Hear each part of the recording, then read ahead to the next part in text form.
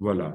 So it's going to be, as you see, per agenda, it's how to bring close the European 13 countries. So all those countries that join European Union from 2004 onwards, closer to the process of the clean energy transition, including the so-called set plan, which is a normative framework that defines the role of R&I in the process. Today we are in Bucharest, and previously we have organized several workshops last year in Baltic states, but also in a neighboring country, Bulgaria. We went to Croatia, Czech Republic, Malta, Cyprus, and also several others. So today we are going to handle specifically the case of Romania and how it can boost its participation in the clean energy transition. This is the agenda. I will not go in any detail. I will just skip it. And I will start introducing the organization that coordinates SUPEERA projects, which is European Energy Research Alliance, that I present here. And by the way, I didn't introduce myself. I'm Ivan Matejak, coordinator of SUPEERA and operations director at European Energy Research Alliance. EIRE is the biggest low-carbon energy research community. We are the research pillar of the set plan, and we bring together the leading research institutes for the execution of messages in order to reach the goals of 2030.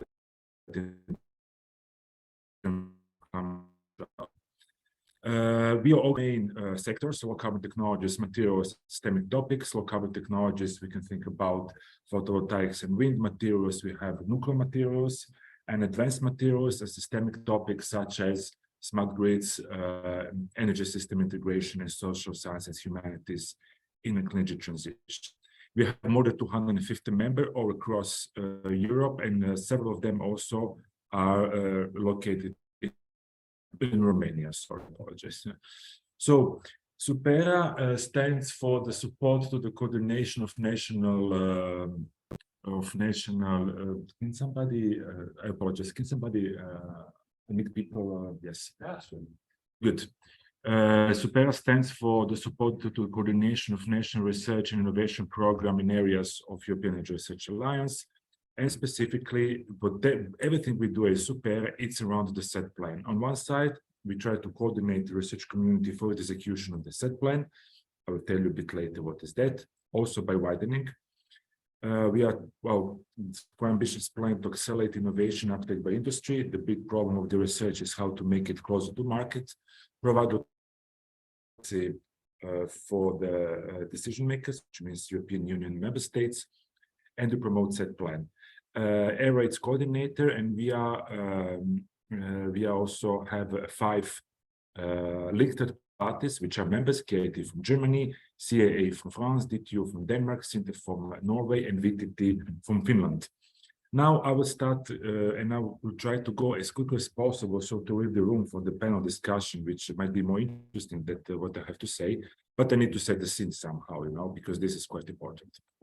So research R&I in the new European, let's say, world context. We have 2 columns. You see one on the left, one on the right side. Left, let's say, can be, we can call it, well, actually the reshuffling of geopolitical order that went today, and the right side, climate war. I want to talk on the left one because unfortunately we all know what the European continent, but also the world is experiencing. But let's talk about on the, just quickly on the right column.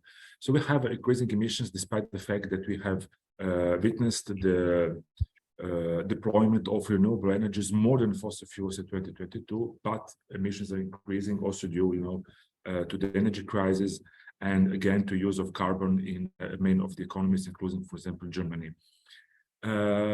We are very well in advance to reach 1.5 degrees.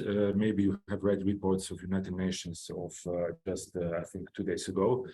And we are about to reach 2 degrees in 2050 and up to 4 degrees in 2200 at the end of the century.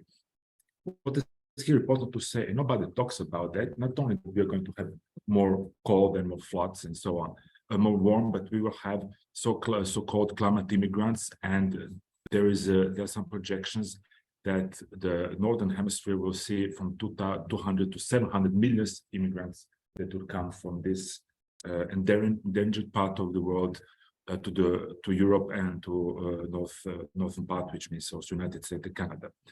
Now, in all these things, we have a direction of the European Commission. We started the European Green Deal in 2019 as an answer to the climate emergency, then REPowerEU as an answer to the emergency provoked by war, which is not only political, but it's also an energetic emergency. And finally, we have the revamp of the set plan. As I said, it's really important because the set plan defines the role of R&I in transition process. So revamp of the set plan. What is the set plan? Set plan, it's the strategic energy technology plan. It was established in 2015. Currently is in this process of the revision to answer to all these new emergencies, as I have been showing before. Being part of the set plan, why it's important? So first of all, just to say, being part of the set plan, it's national energy strategy. So it's not, single institute desires. To be part of it, each country of the European Union and associate countries, Norway, Iceland, and Turkey, needs to endorse the set plan and its implementation plans.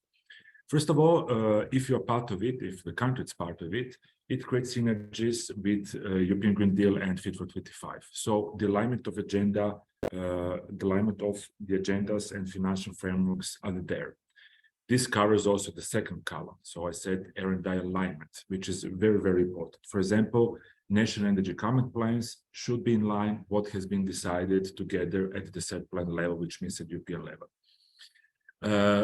If the country is active in the set plan, it has a better overview of R&I spending. There is plenty of money around, and we know that. Well, even more than 2 years ago, thanks to REPowerEU and also now with Industrial New Deal. So it's going to be even more, and being part of the set plan helps to define the R&I spending, which is not always so straightforward. And finally, if it's somebody active in the plan, it mobilizes better public and private investment. We all know that the public investments in the R&I are just a small part of the total of the investments in the R&I sector, which for the great part, I think more than 90% also in Europe and globally come from the private sector. So this is what is the set plan about. It is structured, as you can see, in 13 implementation plans. It's under the revision, so there are going to be more implementation plans, up to 15, including hydrogen. And you can see the countries participating on your right side. You can see countries extremely active in the set plan, such as France, Belgium, Italy, and then, unfortunately, great part of the Eastern Europe that has just limited or even inexistent participation in the set plan. So if the country is not part of implementation plans, it will not support R&I in specific sector. This is more into detail, the participation of European countries in the set plan. You see, let's stick to Romania. It's part of batteries, of nuclear safety, of photovoltaics and positive energy districts. So it's quite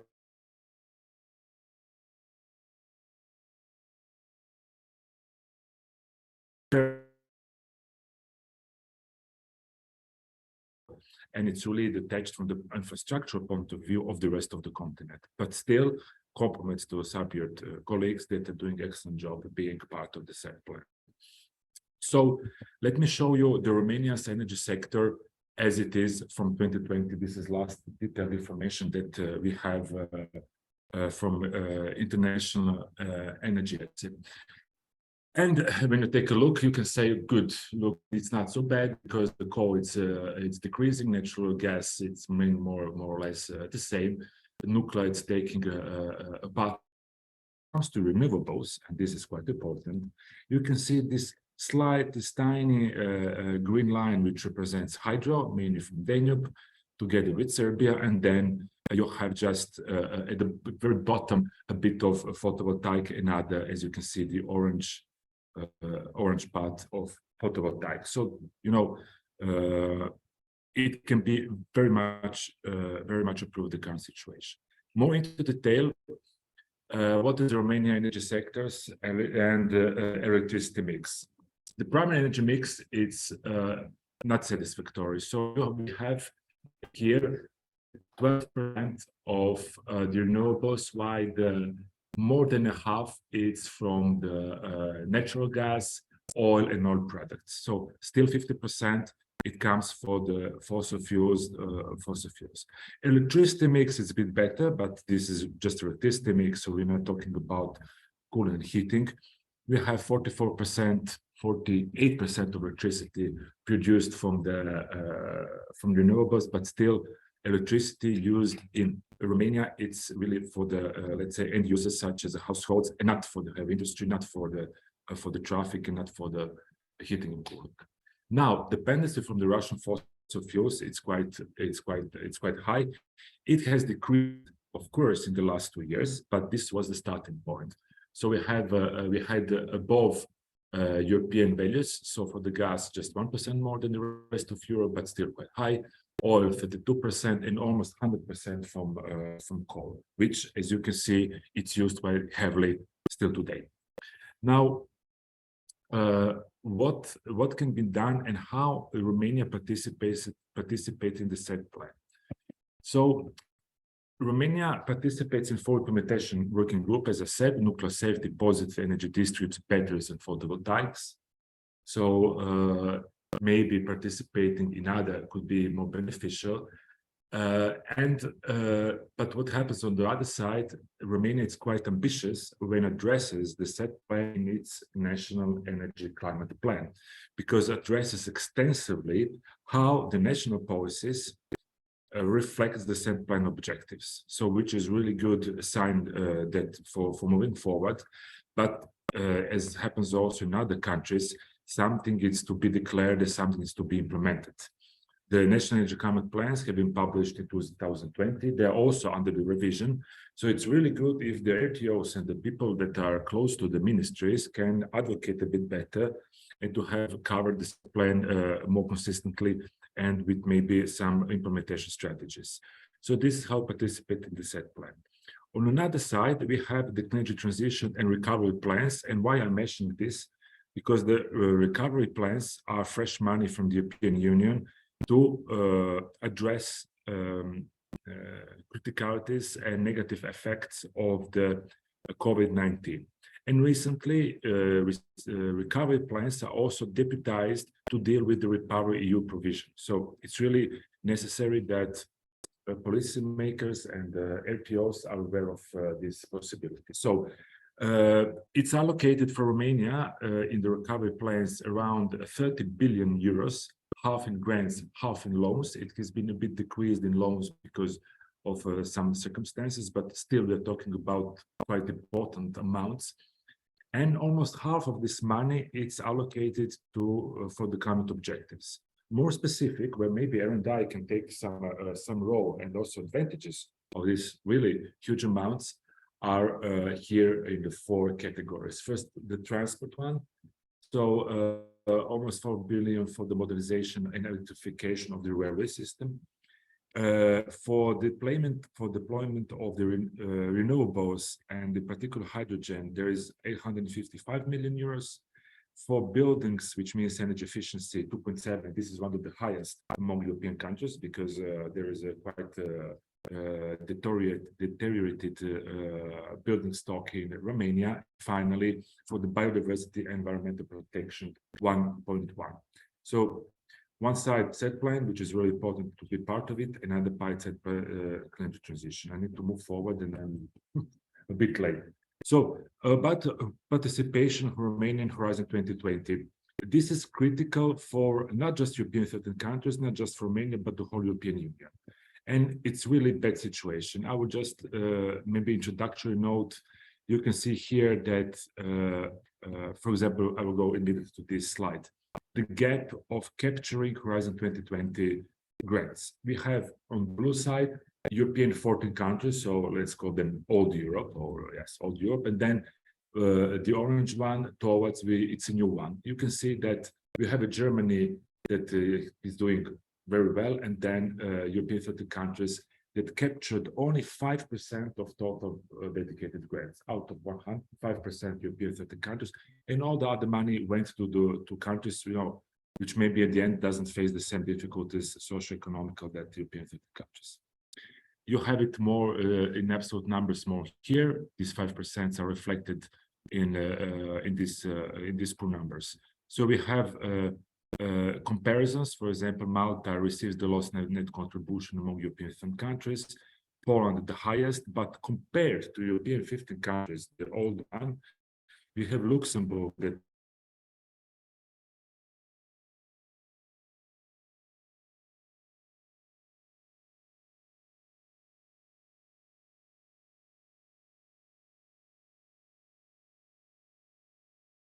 in 2020, because now we have final numbers. For example, look, you have 3.2% of total grants, which is quite low. Respect also to the geographical of the total number of inhabitants of the country. It's low, and the Romanian RTO organization participating have won 0.5% of the total allocated budgets. And we're talking about 20 million now. How many inhabitants has Romania? 30 million inhabitants. The highest ranking organizations that won these proposals, as you can see, are not universities, it's private sector. And this happens, so not the institutes, public institutes, research centers, but private companies. And this happens very much in Eastern Europe and not at all in European 50 countries, because European 50 countries, when you do this comparison, the first one are always research institutes and so on. But I see also University Polytechnica Bucharest, it's doing fine. Now, the performance is on the horizon to Europe, so the new framework that started 2 years ago, it's still fresh to talk about because we have just small numbers. Really, we cannot make a comparison, but we can say that it's doing better because total allocated contribution, Romania now it's 0.75, not 0.48. So let's hope that it will do even better. Some preliminary conclusions and reasons of this gap between European 30 and European 15 countries. European 13, yes, and European 14 countries, sorry, because the United Kingdom left. They are common to all countries that we have visited. So first of all, national priorities are not aligned with European ones, not just in part. There is a structural weakness of energy system, which is persistent in this since these 2 or 3 decades that all European countries shifted from socialism, let's say, to this capitalism. Administrative and regulatory burdens are still present here. Socioeconomic relevance of the fossil fuel is still quite important. Maybe here, for example, but let's consider Poland that has pit mines still running, open and running. Limited involvement in the set plan, as you can see. If, for example, Romania do not endorse the photovoltaic implementation plan, the national government will not publish calls for photovoltaic. This is how it works. Then there's lack of ties at European international level, and finally, not good interconnection with business and academia. So this is something that has to be improved. The reasons for the performances gap are very much similar to the structure one that I shared before. So unfortunately, weaknesses, lacks of scientific excellence and so on. So I will drop this one. But what are the opportunities actually? If you're in the set plan, you can be involved in the European discourse about the research and energy. You can then also create critical mass, to do better and to decide what needs to be addressed in the future, including also single member states. Enhance international ties, share research infrastructure, which is there, it exists, so it can be shared through different mobility schemes and so on, and high awareness and involvement of transnational funding schemes. Recommendations are reflecting the weaknesses, so please link national priorities to European one, strengthen participation, increased funding, foster academic business cooperation, improve procedures, and enhance activities of national contact points.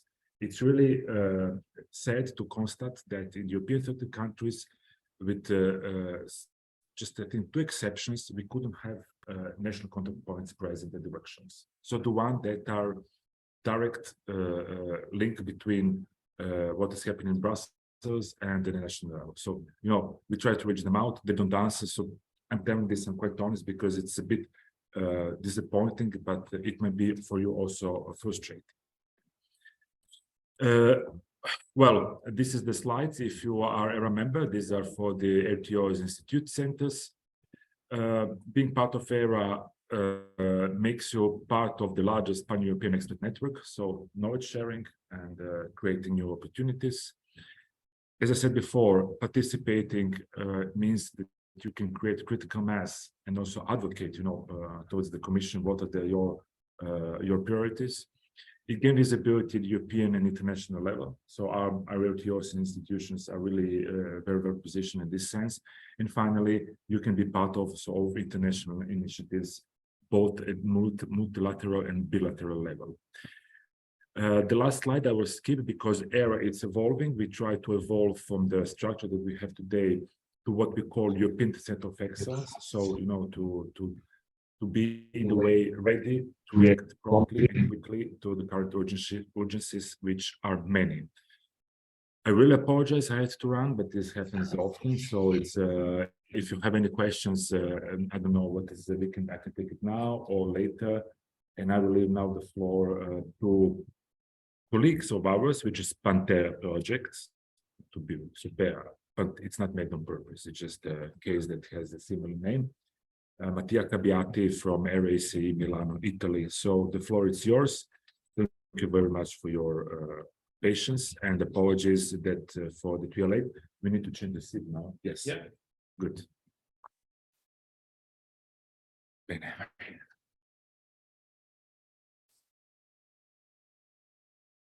Thank you very much, Ivan, for the introduction. Just setting a little bit the scene, sorry. It's okay. Okay, I'm Mattia Cabbiati from RSC. I'm here from the PANTERA project. So PANTERA is an European project coordinated by the University of Fos in Greece. And the aim of the project is actually to foster a true integration of the European tertiary innovation system.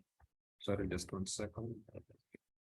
Okay, the presentation was aimed to be shared with Ferhat Staneva, but from the University of Sofia, but actually he could not be here, and I presented the whole presentation. Okay, just a couple of slides, introductory slide. Then I think that we will move to the second part, since we've lost a little bit of time at the beginning, and we would like to leave some room for the panel discussion. PANTERA is an European project, is a coordination support action, is ending at the end of June this year. It lasted for 4 years and 6 months. We have partners from Italy, Germany, and the other countries that you see here in the map.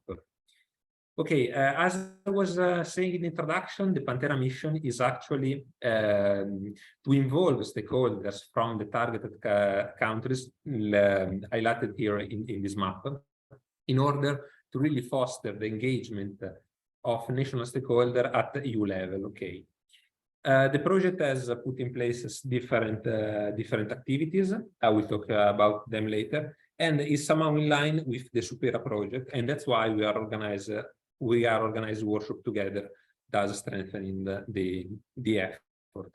As you can see here, the countries targeted by the PANTERA project are almost the EU 13 countries, of which Ivan was talking a minute ago, plus Ireland, Portugal, and Italy.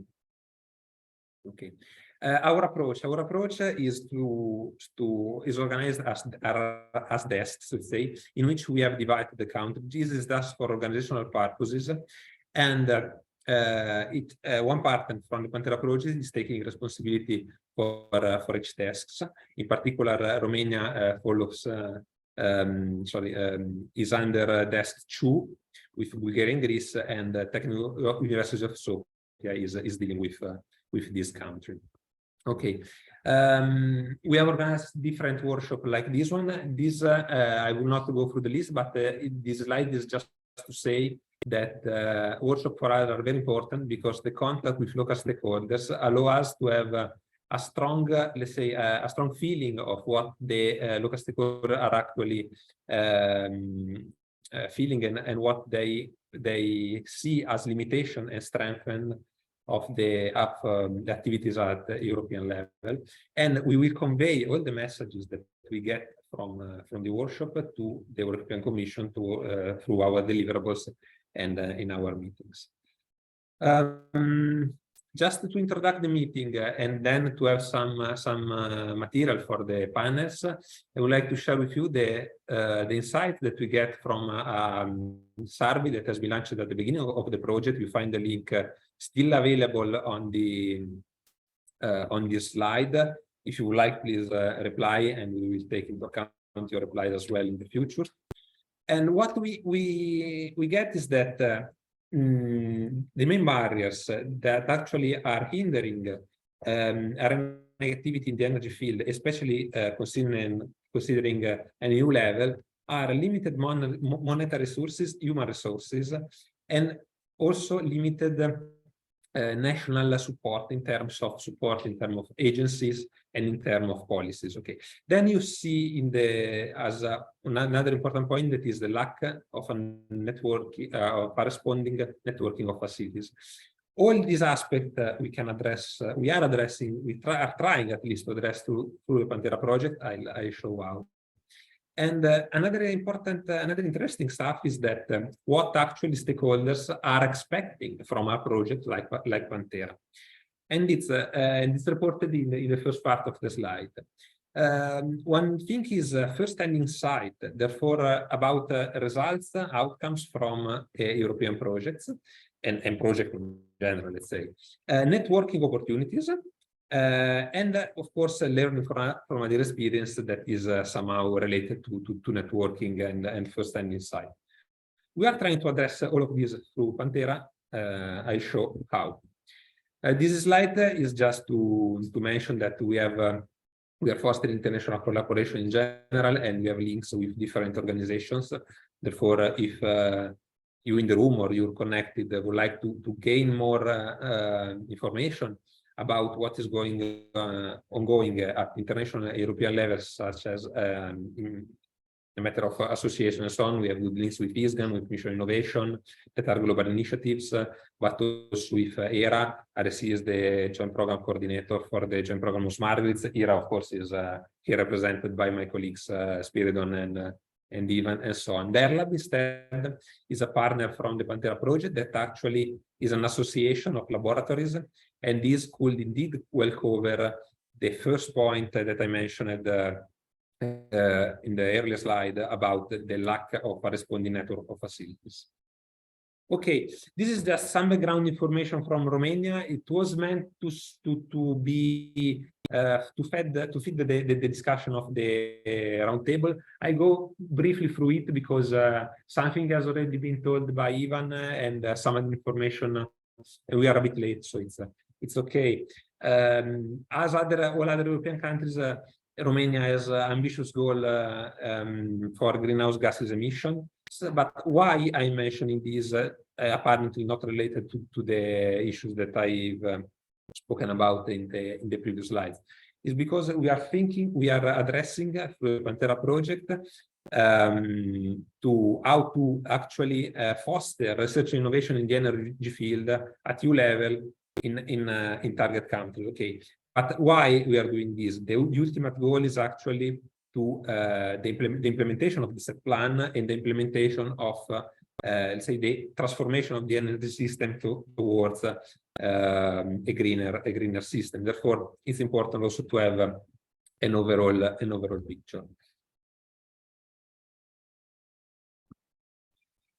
So up to now, we have targets for 2050, 2030, and different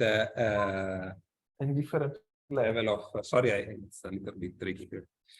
And different level of commitments of country. Romania is committed, and we will see how will evolve. Okay, I think that this has been already tackled by Ivan, is the set plan. It's a really important initiative from the European Commission, and actually, as pointed out before, we warmly invite Romania to be more involved, because it's very important. It's a very important instrument, the set plan, to actually drive in a coherent way the overall European research and innovation activities, bringing also national needs at EU level. Okay, this is just background information about Horizon Europe funds, but Ivan has already spoken about this. And but what I would like to point out is that the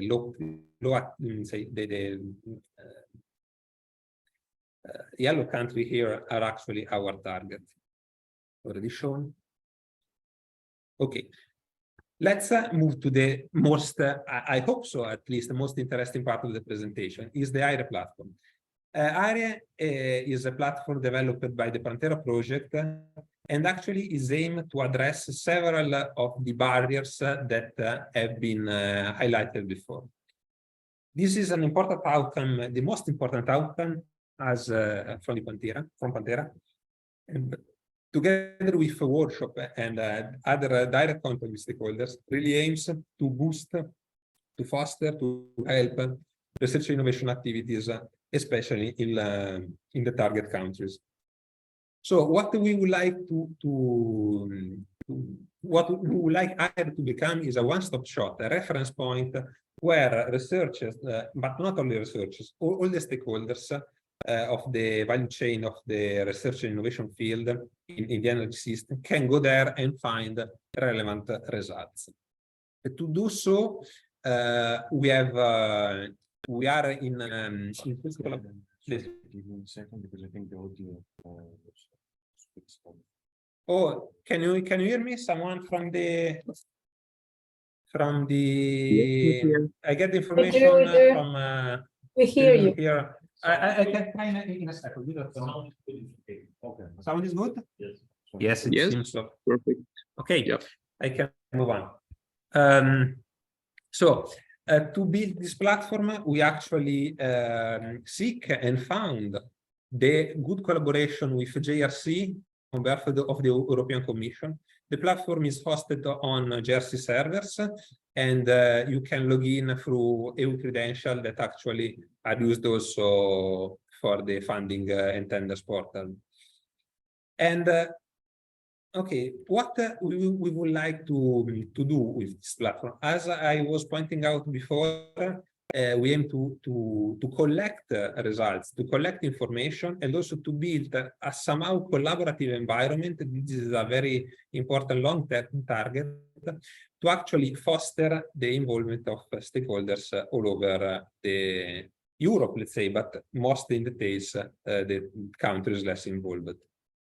I will skip this presentation, this slide. Okay, but what is the area in more details? We have a data area where information coming from European projects, especially from Cordis, but not only Cordis, all the metadata from European projects, therefore description, funding, partners, the website, and so on, are collected. And then we have an information area that thanks to the collaboration with several initiatives and other platforms is collecting data.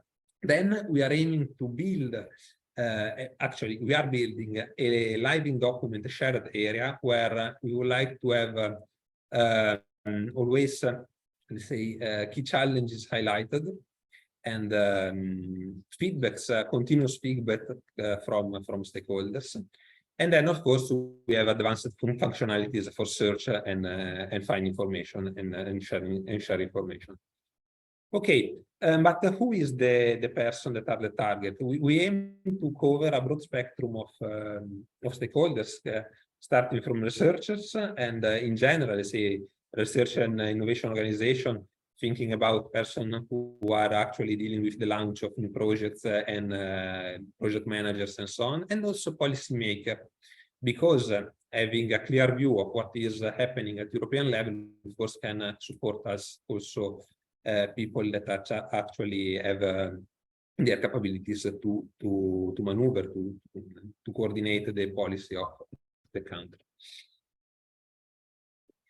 Here is how we are actually feeding in area. Okay, we name it recap process, and it's a process that we have built through the Pantera project, and it's ongoing. This is an iterative process that is being developed also in collaboration with the TIPSnet. And actually the output are an always updated analysis of what are the main gaps, or what are the main best practices, and what are the main key findings from projects.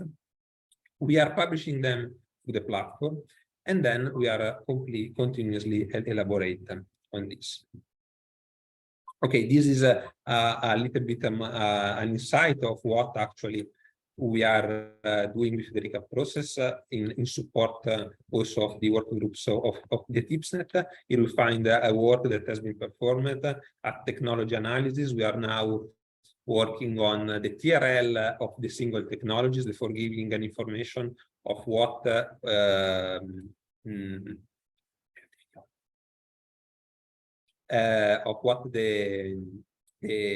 TRL is for a specific technology around Europe.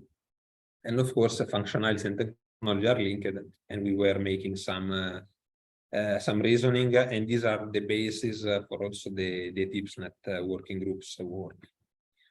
Okay, just some brief details of the platform. Of course, the platform is reachable from the internet. You should find on the presentation the link. Otherwise, just go on Google and write EIRE platform, Pantera project or not. I think that Google will be able to find it. Then you will be redirected to the website of JRC.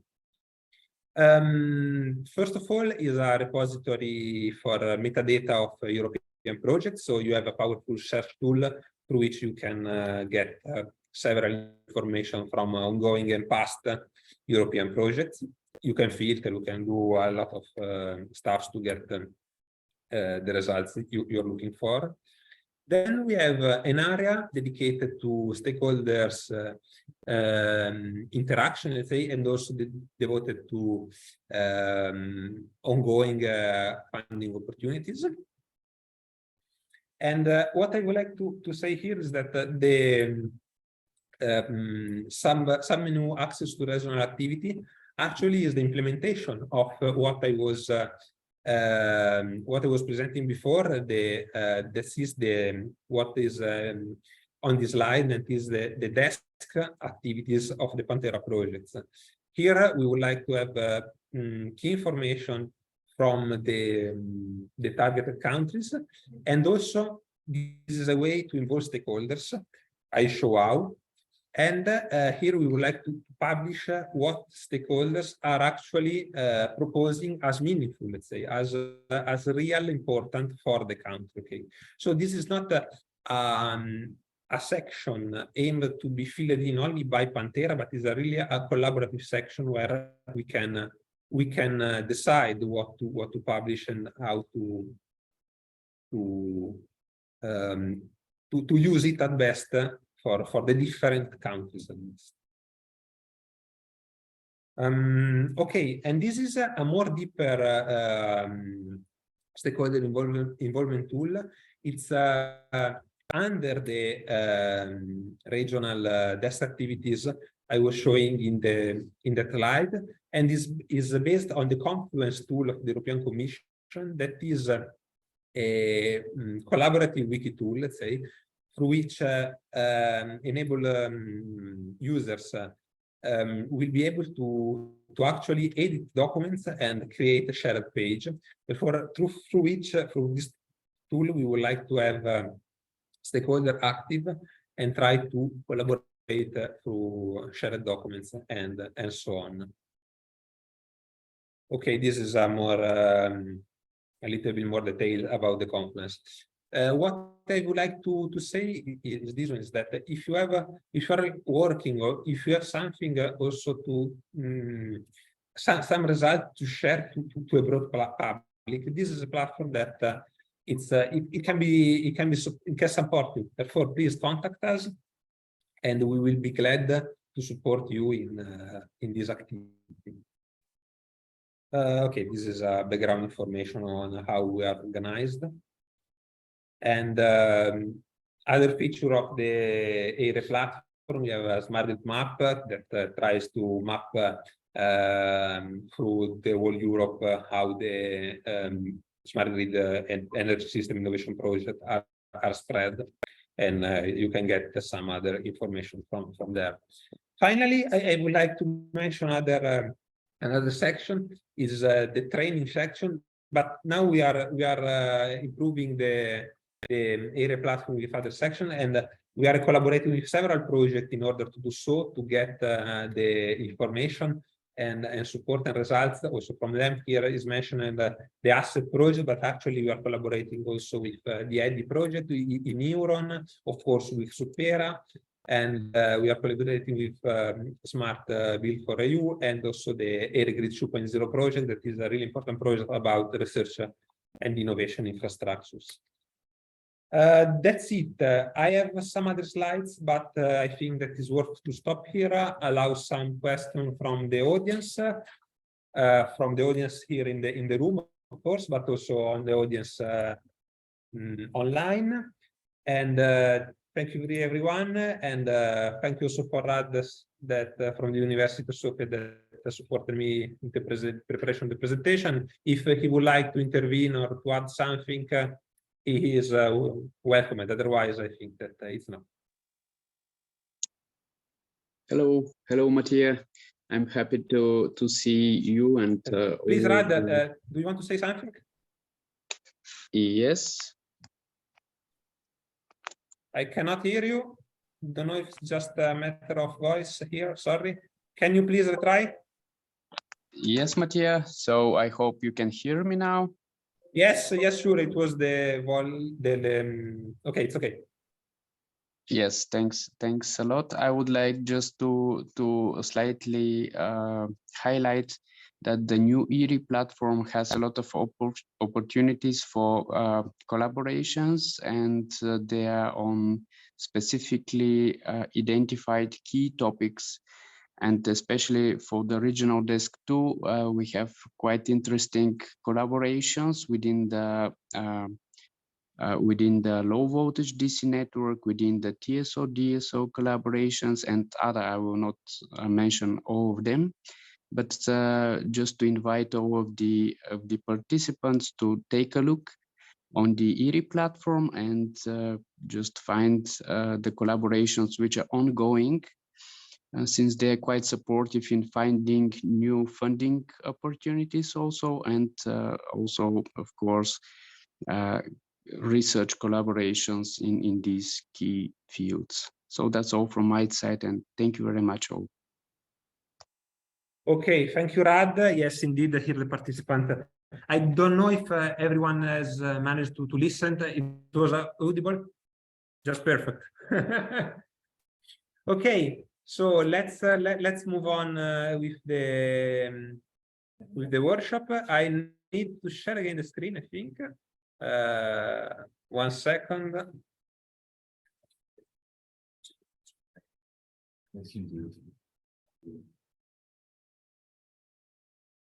A second more. It will be not this one. Should be. And now that's it.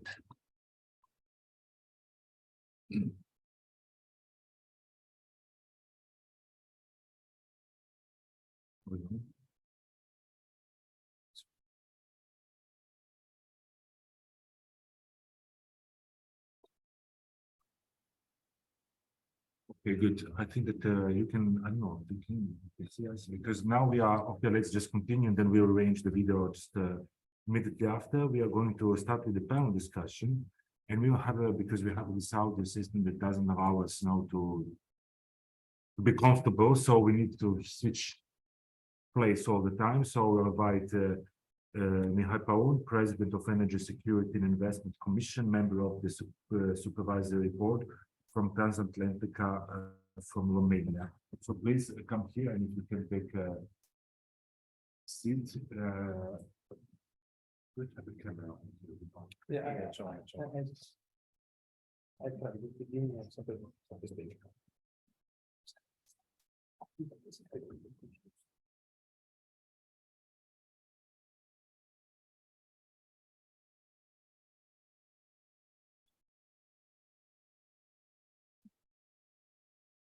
The slides.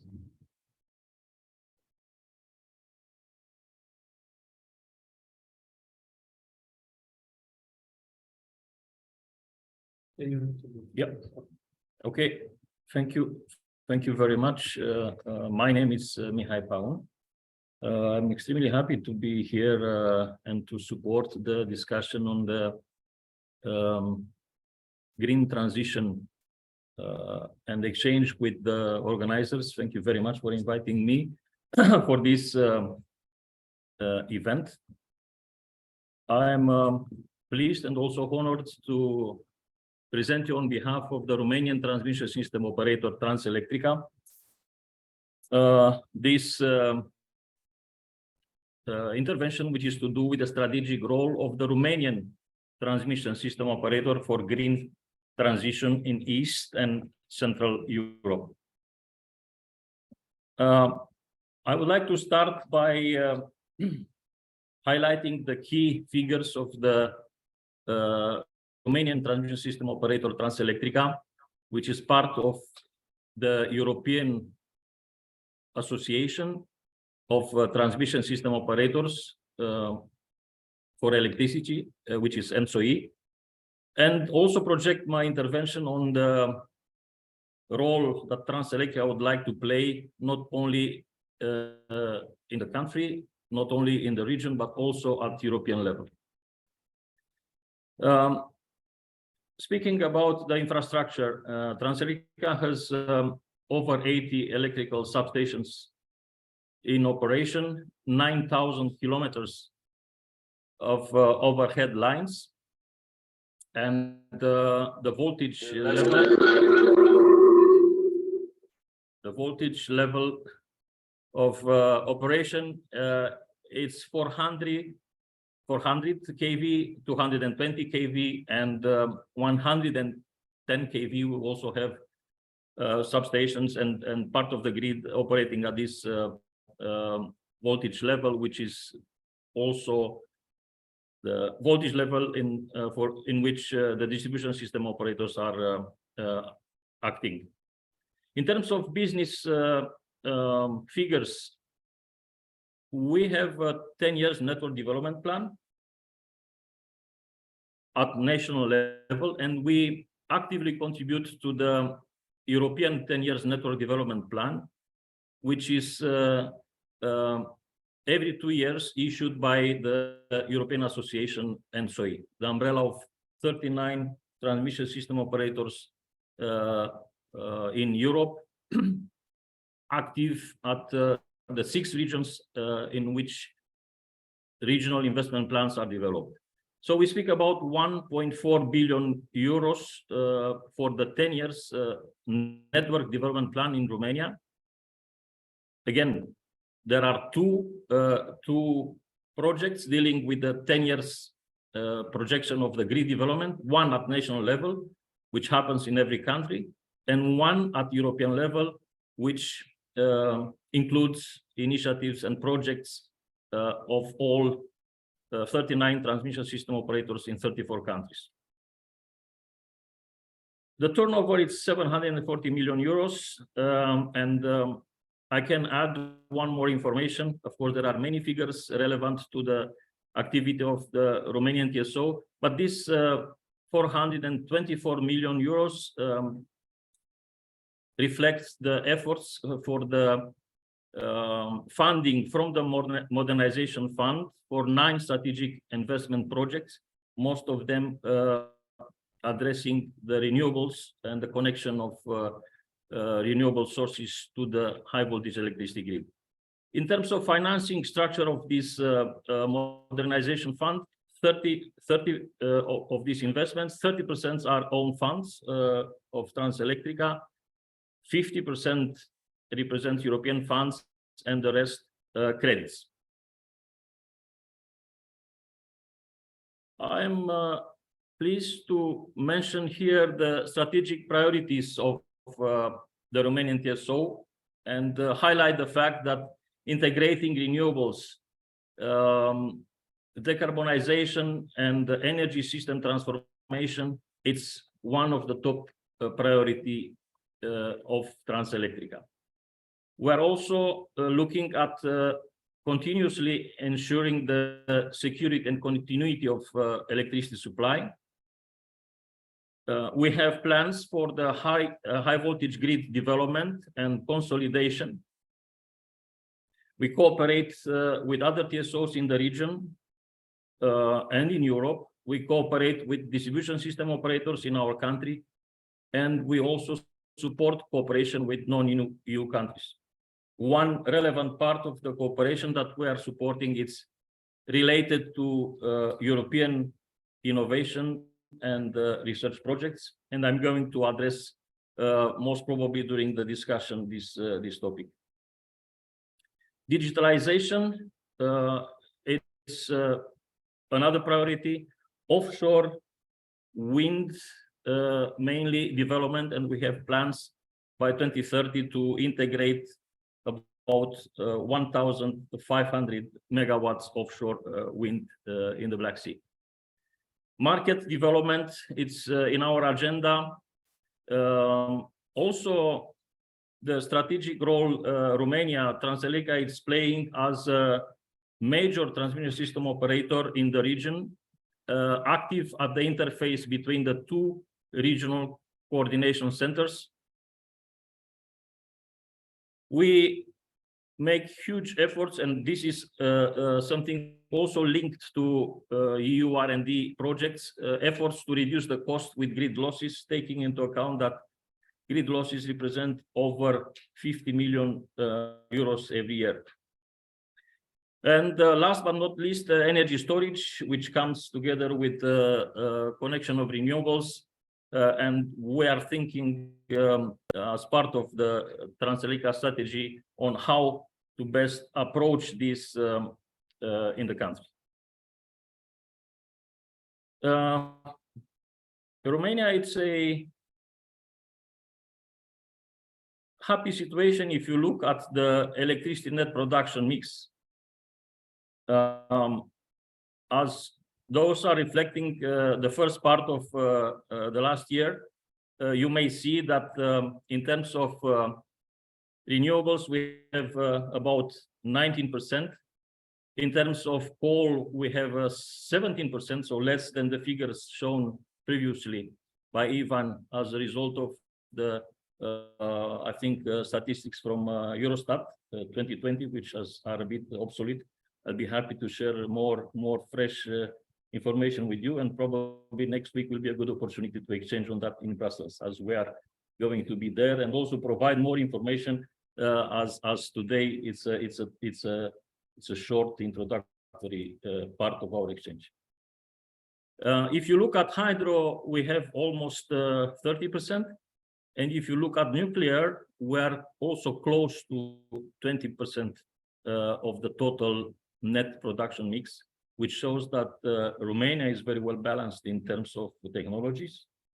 And this provides us the trust and confidence that in the future investment plans at national level, at regional level, we will contribute to the overall electricity supply and security of electricity supply in region and in Europe, especially taking into account the strategic position Romania has in the neighborhood of Republic of Moldova and Ukraine at these critical days when we make huge efforts to ensure the capacity needed for the supply of citizens in this part of the globe.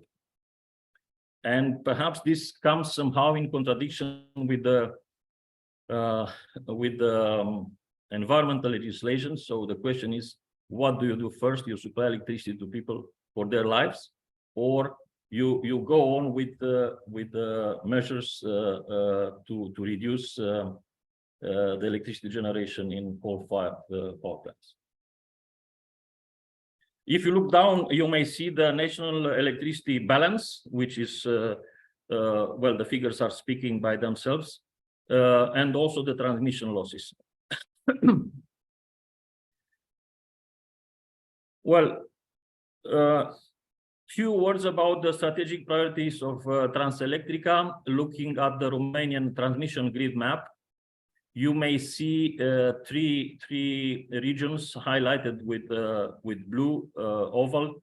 From top down, we speak about just recently mentioned neighborhood with the Republic of Moldova and Ukraine, where new lines and new network upgrading projects are part of our plans in order to strengthen the interconnection capacity. We have about 3,000 megawatt interconnection capacity. You may know the target of the European Commission of 15%, and we are currently working towards increasing this interconnection capacity to over 5,000 megawatts, 6,000 megawatts in the coming years. Then you may see in Dobruja region, for the ones who are not familiar with the Romanian map, it's on the right side. Is the mouse functioning? Yes. It's here in the neighborhood of the Black Sea, where many wind and solar projects are already there, connected, and still there is need to consolidate the grid in order to accommodate all these renewables requests, generation facilities in the area, where we also have the nuclear generation in Cernavoda, and strengthening the transmission and interconnection capacity.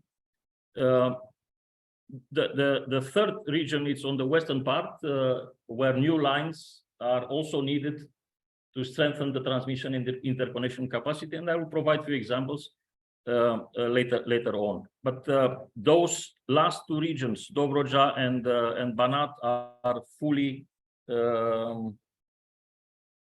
equipped, I would say, and there is currently no more place for new wind and solar to be connected, except we take into account new projects, which I'm going to present shortly.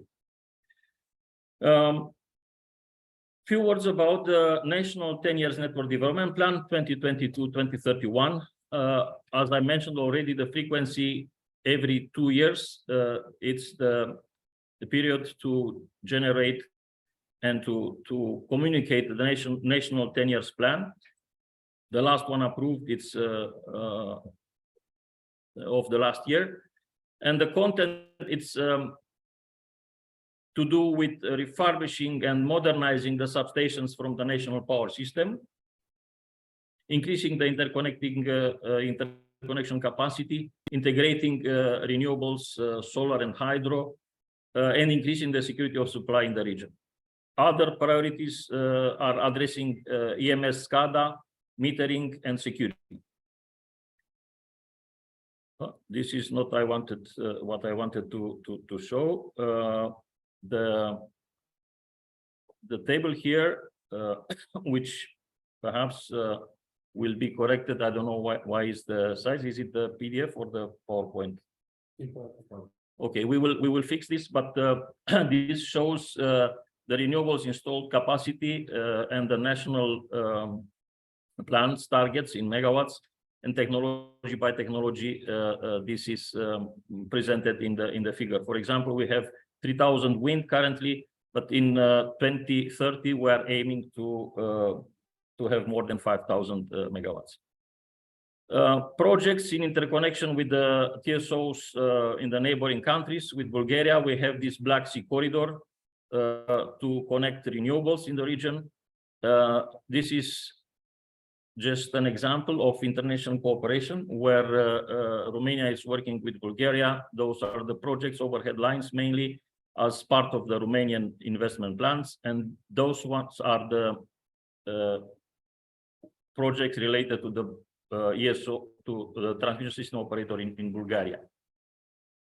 Other European projects with the Hungarian border, mid-continental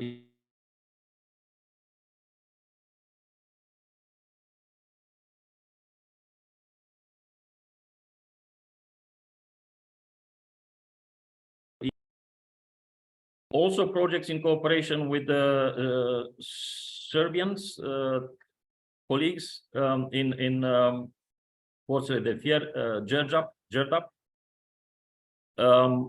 And the list of projects may be updated in the coming period, in the sense that we also have interconnection capacity increase with Moldova, with new line Suceava-Bălți. To conclude, we are encouraging transmission system operators cooperate. We would like to strengthen and to contribute to strengthening the European transmission system operators coordination and make efforts to secure the European electricity grid in the future. Thank you very much, and I will be happy to further develop during the discussion. Thank you. Thank you very much. So yes, you can announce the second speaker.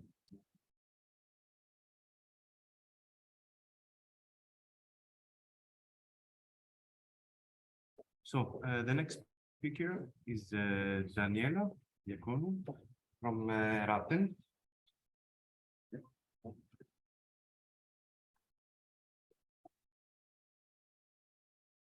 Hello, everybody.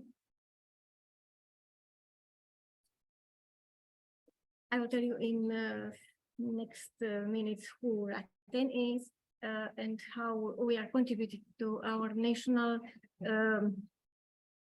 efforts towards the climate neutrality in Romania. So Raten is a state-owned company, technologies for nuclear energy. It belongs and it is under the authority of Ministry of Energy, and has two subsidiaries: Institute for Nuclear Research, from where I'm coming, and a Center for Engineering, the Design Center. What is the mission of this state-owned company? It is that to provide the scientific and the technical for the nuclear energy program in Romania. And in doing this, we are continuously developing our competencies and skills. We are continuously developing the R&D infrastructure, approaching a broad area of nuclear research, from experimental to computing and modeling, and which is related to the workshop today. We are very active in the international cooperation in the nuclear energy research. Few words about nuclear program in Romania, especially in the context of reducing the green gases. Currently, in nuclear, we have two CANDU units. As you saw, the CANDU energy cover almost 20% of the energy production. My pies are showing the status of energy mix 2 days ago, in the mid of the day and in the evening at 8 o'clock. And as you see, at least 2 days ago, the energy production producing greenhouse gases was covering around 30%, which has to be covered in the future, and nuclear is intended to be part of this. There are ambitious plans in nuclear. Very soon it will be the refurbishment, so the prolonging of the lifetime of Unit 1. Then there are plans to complete unit 3 and 4 at Cernavoda by 2030-2031. We have planned to build the first SMRs in Europe. And also, behind these current technologies, we are involved in developing an advanced technology which will take place of the current one after 2040, also in Romania and in the world. The Institute for Nuclear Research was established more than 50 years ago. The first mission was to develop the fabrication cycle of the nuclear fuel. And we did it with success because this fabrication technology is currently implemented in the fuel fabrication plant, and it is used in the 2 reactors. We provided assistance for Cernavoda MPP commissioning, first criticality, and many other activities. I will not go in details. The point is that we could do that, developing continuously, as I said, an important infrastructure, research infrastructure. I will mention a research reactor, hot cell facilities where materials and fuel tested in the irradiated in the reactor are investigated.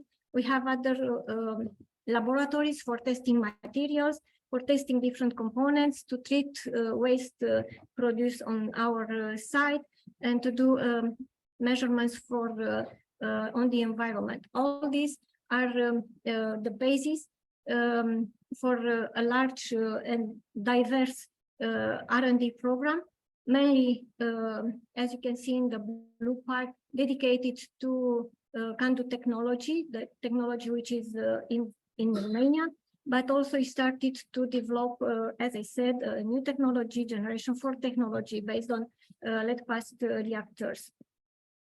While this technology, because it is called technology answering to 4 main criteria, 4 main requirements: sustainability, competitiveness, and safety and reliability, and also non-proliferation. Each of them has to be provided from the design phases in the concept. 6 concepts have been developed, and one of these concepts is the lead-cooled fast reactor technology.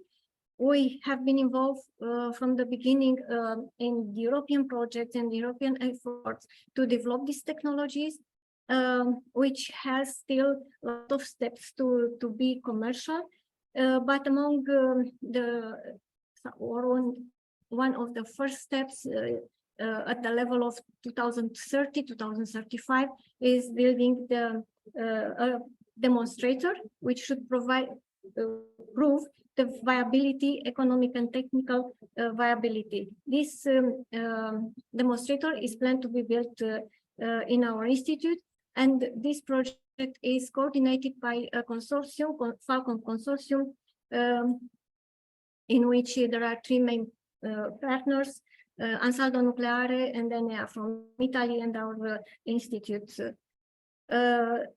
Before building the demonstrator, there are other facilities to be built, big research facilities in which components will be tested, and already we have started to construct 2 of them, and the other 4 will follow. Well, why is that possible? First of all, because at our level, we started to, once with our entering in the European Union, to connect with the European structures in nuclear energy. And I will start with SNETP, Sustainable Nuclear Energy Technological Platform. We are a founding member of this platform, and along our activity, we participated in the elaboration of the vision, in the elaboration of the strategic research agenda, deployment plan, and in all these steps, we have aligned once we have supported our objectives, but we also align our objectives to the European ones. It was a mutual, I would say, benefit. Then we have been there when ESNI, which is the European Sustainable Nuclear Industry Initiative, has been born.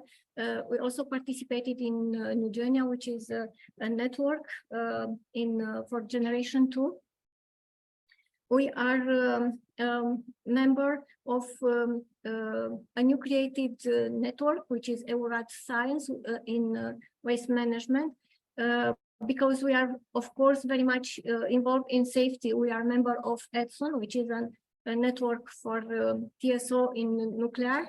Currently, we became member on the nuclear education network, which is very important to ensure the competencies in our institute and also to try to attract people. And last but not the least, actually one is missing, but we are indeed participating in the nuclear safe component of STEP plan.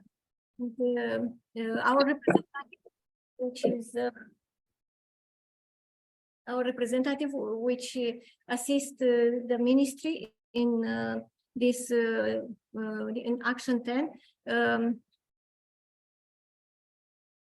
is also a member of the steering group, is member of the bureau. So we really have an active participation, and it is a way for us to promote our projects and to contribute to setting the framework for the nuclear in the nuclear research activity.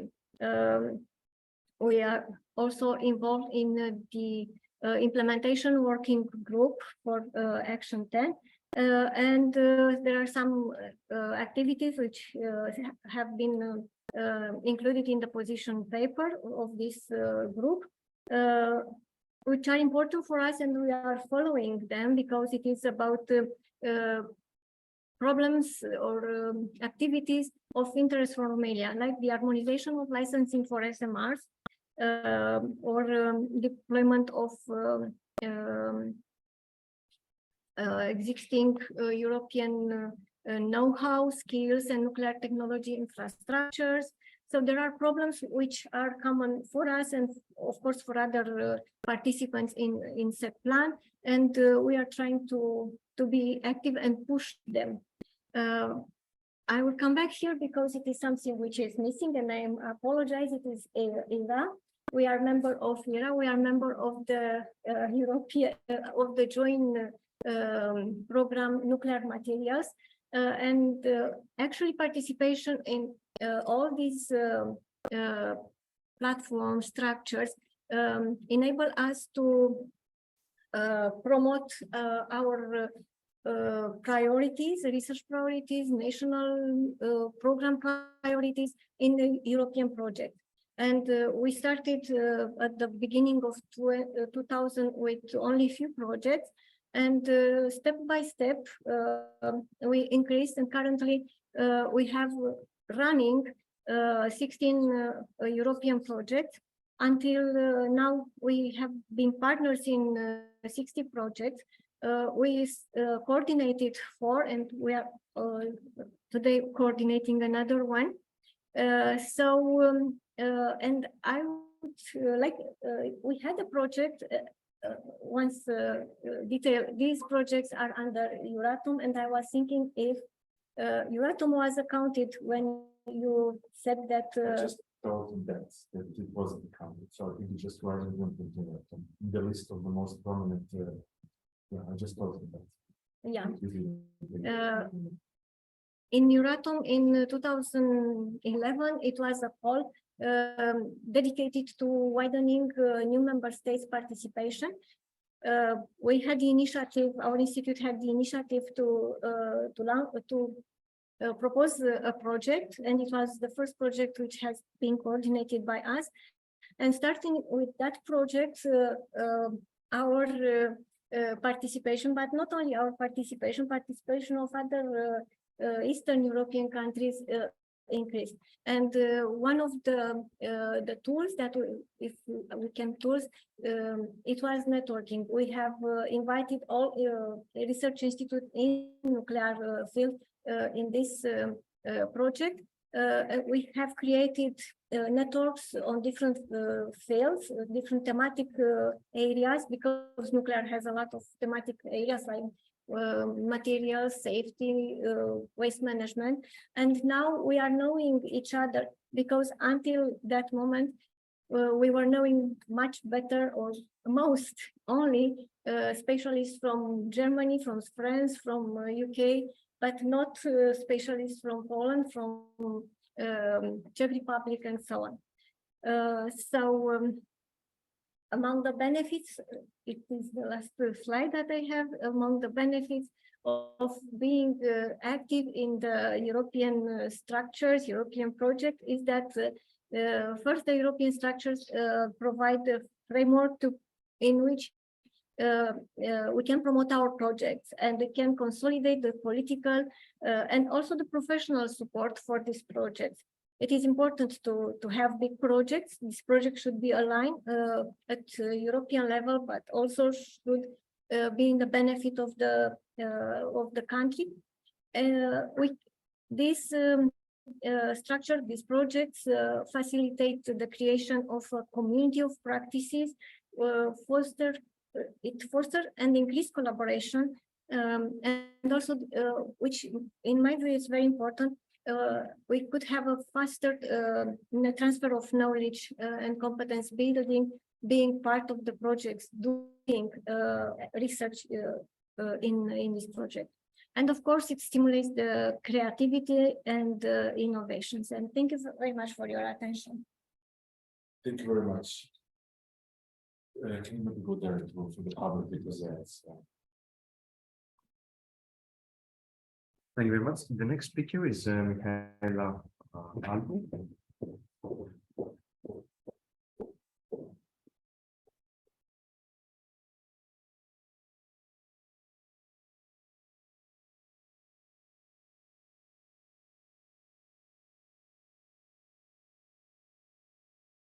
Thank you. Can I find the? Oh, okay. Thank you very much. Thank you for the opportunity to be here and to find out so many interesting things.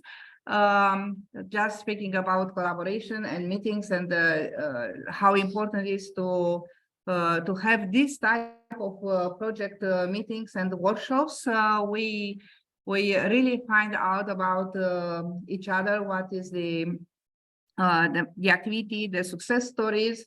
And personally, I still miss very much, especially the success stories that we just heard. So who are we? Because I spoke like this. We are just a group in Polytechnic University of Bucharest. So we are in Polytechnica, and we tried to promote collaboration. This is the buzzword, but it's a little bit more, because we try to look into issues, especially for power systems, not only instrumentation, as you see, synchronized measurement, wide area measurement, and control systems, DC measurements, but also to answer to the new demands for the power systems, which means grid integration. Yes, it's still new. If we think to the level, to microgrids, including DC microgrid, emerging power quality concepts, we try to use of real-time properties of real-time digital simulation. And maybe most important, we strive to work on standardization. And as we all know, for about 2 weeks, the European Union is also promoting the support of standardization activities in member states. Strong support. We are also a member of the lab network, which means that somehow we are related with the PANTERA project. because the lab, as I saw, is part of the project.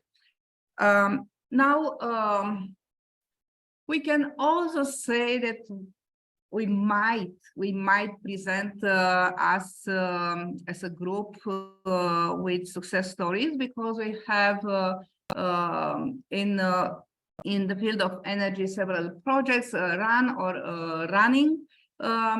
But if we look to these acronyms, just to tell you, there are 3 ERANET projects. There are about 3 projects Horizon 2020. I did not list also Horizon projects, because they are about, at least is a project on the management of projects, so research managers. So I did not put as research, but it's only one project nationally funded from national competition. And I will speak about this a little bit later, because this shows the real gap between Romanian R&D efforts and other countries' efforts in Europe. My title was mentioning emerging power systems. From what we translate from these emerging power systems actually has a direct relation with EU clean energy transition, and mainly is fostering this green decreasing of greenhouse gas emissions. How do we answer to this? Is by deploying distributed energy resources. If they are mainly renewables based, this is for the better. And this means that we deal with the effect of deployment of more and more power electronics. And this translates in a lot in decreasing, of course, of the constant time of the control. Doesn't matter. Important is that we have to deal with a lot of data, with new measurements, which are missing, with new models, which are missing, and with new types of controlling, like I already presented microgrids. Now, I'll just look a little bit on some keywords that were spelled there. Speaking about a lot of data and power converters transfer and decrease of inertia, actually, what we consider that is a huge problem and tried to solve it, either in the projects that we presented or in future projects, is how to manage this important transition of controlling power systems, low scale, high scale also, and I'm looking to the Transelectrica presentation, is to move from the energy control towards power control. And when I'm speaking this, it's measurements, and what you see here, just you are interested at low voltage energy transfer, how it is the power profile of a just household user to the left, and how they aggregate, not in the style that we expected, to have a kind of smooth curve. It's much different from that. And the lesson that we took is that we have to move below 1 second when we speak about steady state. And this is a new area of research, and tried to collaborate on this. Of course, this results in a lot of data, as I said, and a lot of data will bring us to the issue of artificial intelligence, or let's say only data analytics, because it's too fashionable to speak about AI now, and how to predict this, what is happening, so to make predictions on micro loads with maybe impact on also on markets. And here are some results from previous projects. Now let's look to what is a pain. In the presentation, I was announcing that would be good to have a correlation from national, regional, and European funding interest. So interest on subjects, and then if we look to the national priorities, we might say that we are lucky. We, in the sense that those who target energy projects. And this luck comes from the fact that the former National Research and Innovation Strategy, which was until 2020, had several smart specialization priorities. And among those, energy was clearly spelled. So it is expected that the effort, not the implementation effort, and of course the related research and innovation effort, was also directing energy. We are lucky that in the new strategy for smart specialization, there are several fields, and we see on the third place energy and mobility, so already linked with the subtopics grid mobility, electricity generation, digitalization, and storage. So it's a field of interest and declared like this in Romania, in several, almost all regions. Then another good point is that we have finally launched the National Plan for Research and Development, is the so-called PN4, was launched in March 2023, and still includes a good program which is called Solutions for Industry, and we'll have some calls, which means that we might hope that the energy sector will come up with issues to be solved, and these issues will be solved by projects launched and monitored in calls with independent evaluation. Now, if we build on national priorities, so if we want to make research that with results that count for this country, then I said that it would be good to build on national priorities. But here are some missing links, because collaboration among disciplines is still missing. There are areas competing for funding, for low funding, and this hinders real collaboration. Then collaboration among entities, however, is fostered. Entities, different type of entities, because research in Romania is done by research institutes governed by the Minister of Research or governed by Minister of Energy, as we just heard, and companies and universities. And this collaboration among not evident competing entities is well fostered, and the link might be the PhD students, because the doctoral schools are universities, but the PhD students can act and perform research in other entities. Not a good part is that, in our opinion and experience, fundamental research is less attractive for engineering projects. It is expected to have short-term results, so high TRL in power and engineering projects, which means that there's still a gap between research, development, innovation. It's very fuzzy. One cannot put a finger where is the missing link, but we need help to cover this or to overcome this. Even more, I have in the title emerging power system concept, and this is a volatile project, volatile concept. We have to explain what is emerging. It's emerging in the sense that we want to have more than 50% renewables-based generation at the system level. Just came from another conference in the morning. It was about the energy crisis in Romania.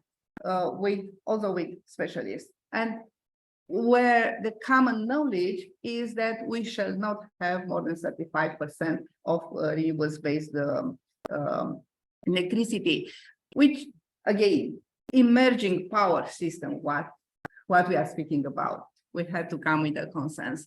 And this is related also with the not missing national roadmap. Let's make it milder.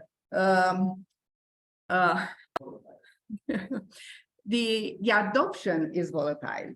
Yeah, it's the national roadmap for energy we have, and we have even a lot of versions of this roadmap. But the adoption, internalization, really believing in it, this is still missing.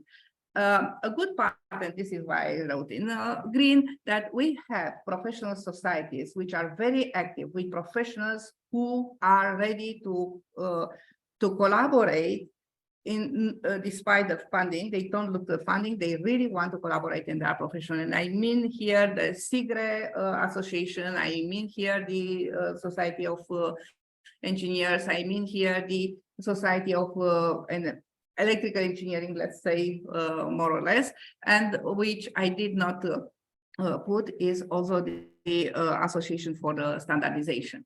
I will immediately close because the next part was to build on a regional European collaboration. Very active is Romania in ERA net calls.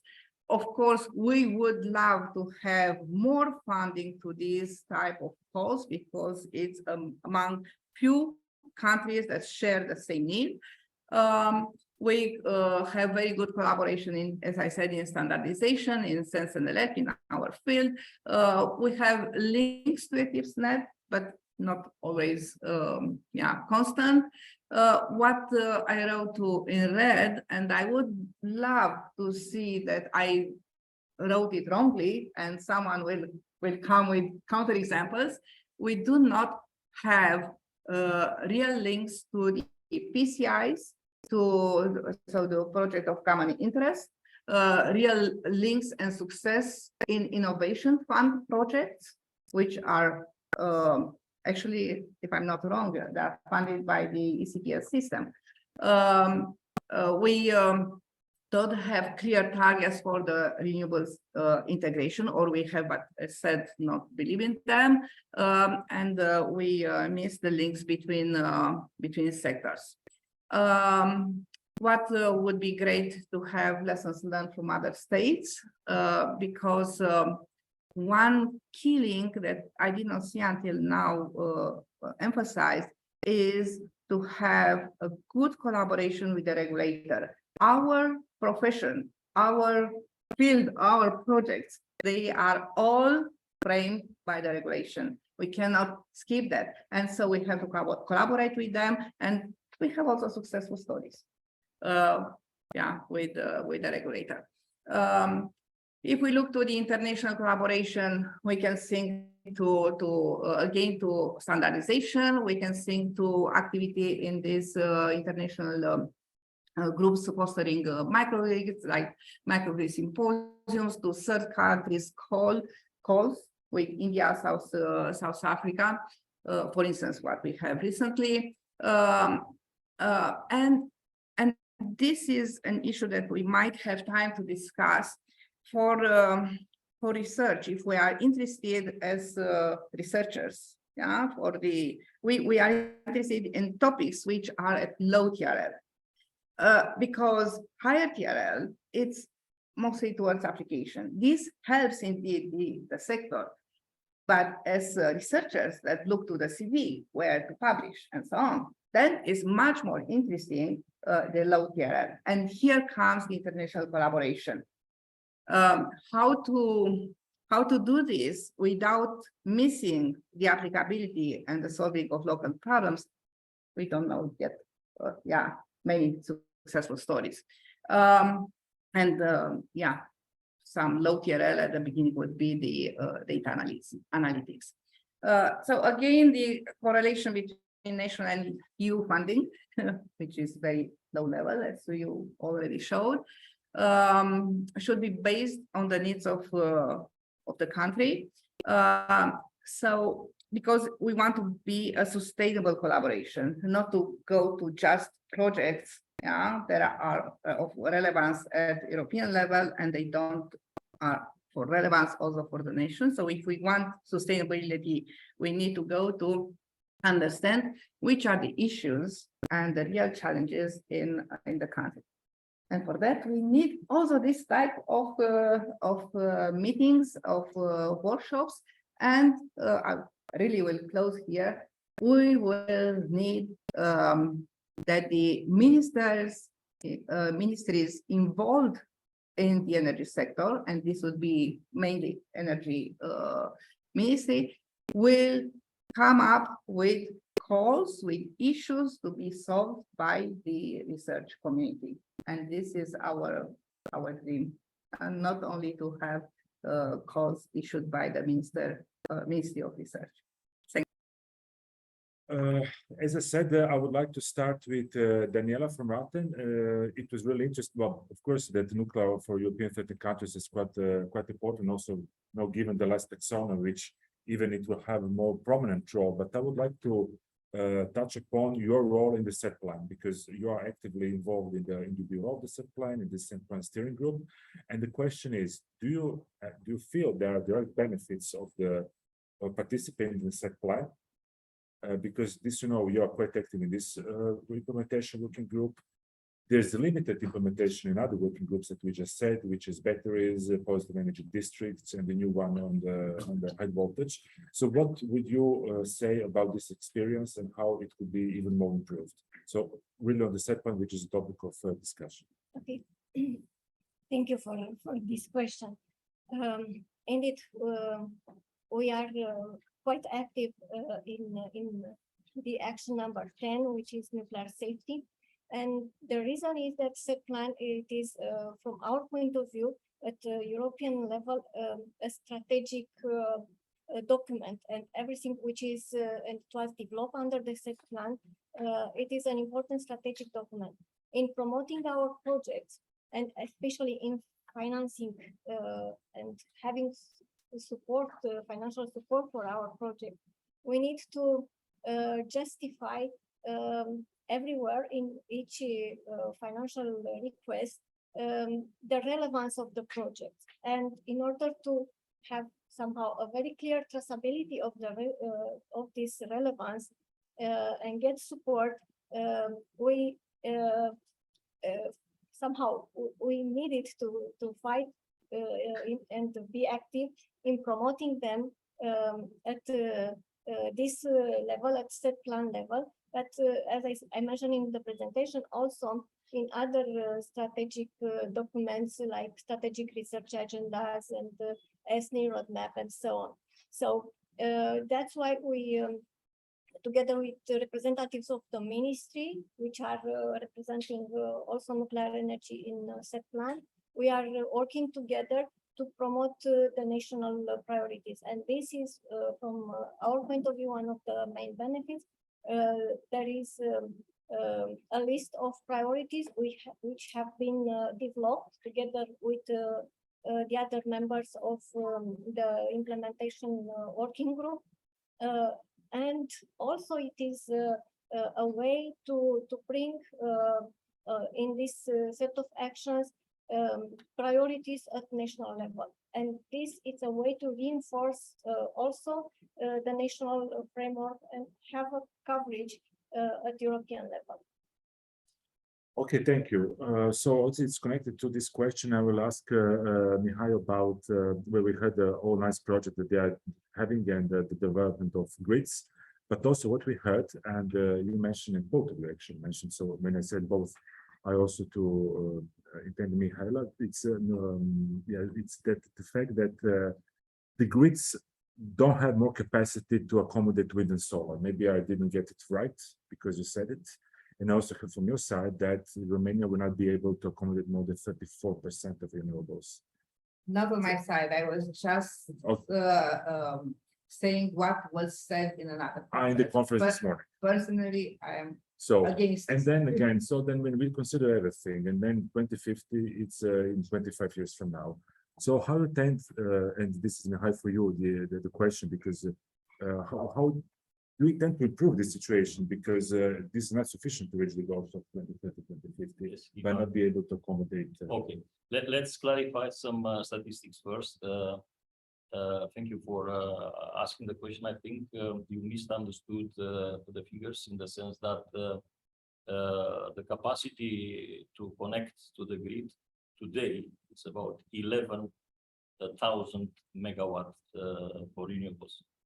And the table which was distorted in the screen shows very clearly that technologically based, we have today 3,000 megawatts for wind, and in 2030 we expect to have more than 5,200. Again, the connection capacity today is 11,000 megawatts, and we may go up to 18,000 megawatts capacity. So there is enough capacity to connect, but not in the regions that I indicated, in Dobroja, close to the Black Sea, and in Banat, where currently the capacity of the grids to accommodate more renewables, it's nil, close to nil. However, there are other regions where more renewables can be connected, and Transelectrica is working with high interest in connecting those projects, both I would say mainly solar and wind, but also other technologies are welcome. I would like to add the fact that we receive requests for connections of projects to accommodate wind and then to produce hydrogen, which is something happening already in Germany, in Nordic countries, and I think this will provide more contribution to keeping the balance and to addressing this hydrogen option, which is heavily debated and for which solutions are still to be identified. In addition, because I promised to address also the innovation and development solutions, Transelectrica is very active in projects together with other transmission system operators, members of NSOE. And to provide an example, we address the topic of cross-border management of both renewables and storage. And we did this successfully with other 7 transmission system operators in the region, from Greece, Bulgaria, Romania, and Balkan countries, in a successful project to accommodate and to provide solutions for TSOs, which are already considered for implementation in both renewables and storage. The name of the project is Crossbow, and based on this European co-funded project, a set of solutions and products have been shared with all participants in the project. We are very active in international cooperation, and as you are aware of this research and development committee of the European Network of Transmission System Operators for Electricity in Brussels, we are happy to coordinate with NSOE in many of our initiatives where interest of TSOs it's identified. Good, thank you. So no, thank you for clarifying these things. Then the grid will be able to accommodate even more green that will be emitted in the grid, because, well, this what we talk about, it's mainly renewables. So to Mihaela, you said that you showcase and compliments from the many projects that you're working on, which are mainly international ones. And then you said you have just one project at national level. I understood correct, or it's not also that? Running now. Okay, running, good. So yeah. I got it one right. So it's so what is the causes, your opinion? Why this balance between different source of funding? And then you mentioned several times collaboration between different actors missing and volatile. That yes, it's nice word to say that things are maybe not working as they should. So what is, in your opinion, the cause of this balance between source of funding at different from different levels? Well, I think that the first one is what comes out of the statistics. Thank you for for mentioning also this. The investment, the effort of national effort in financing R&D in Romania for the past years. Let's make only 4 years was really very low.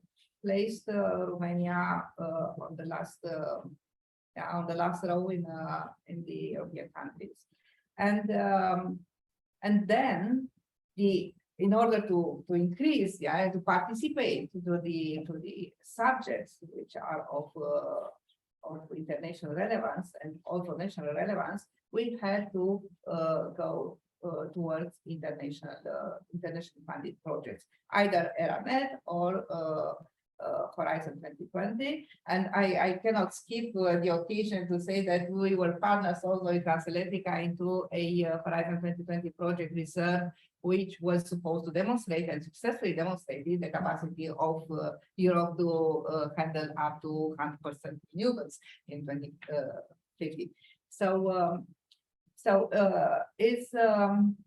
And the reason for having such a lack of funding might be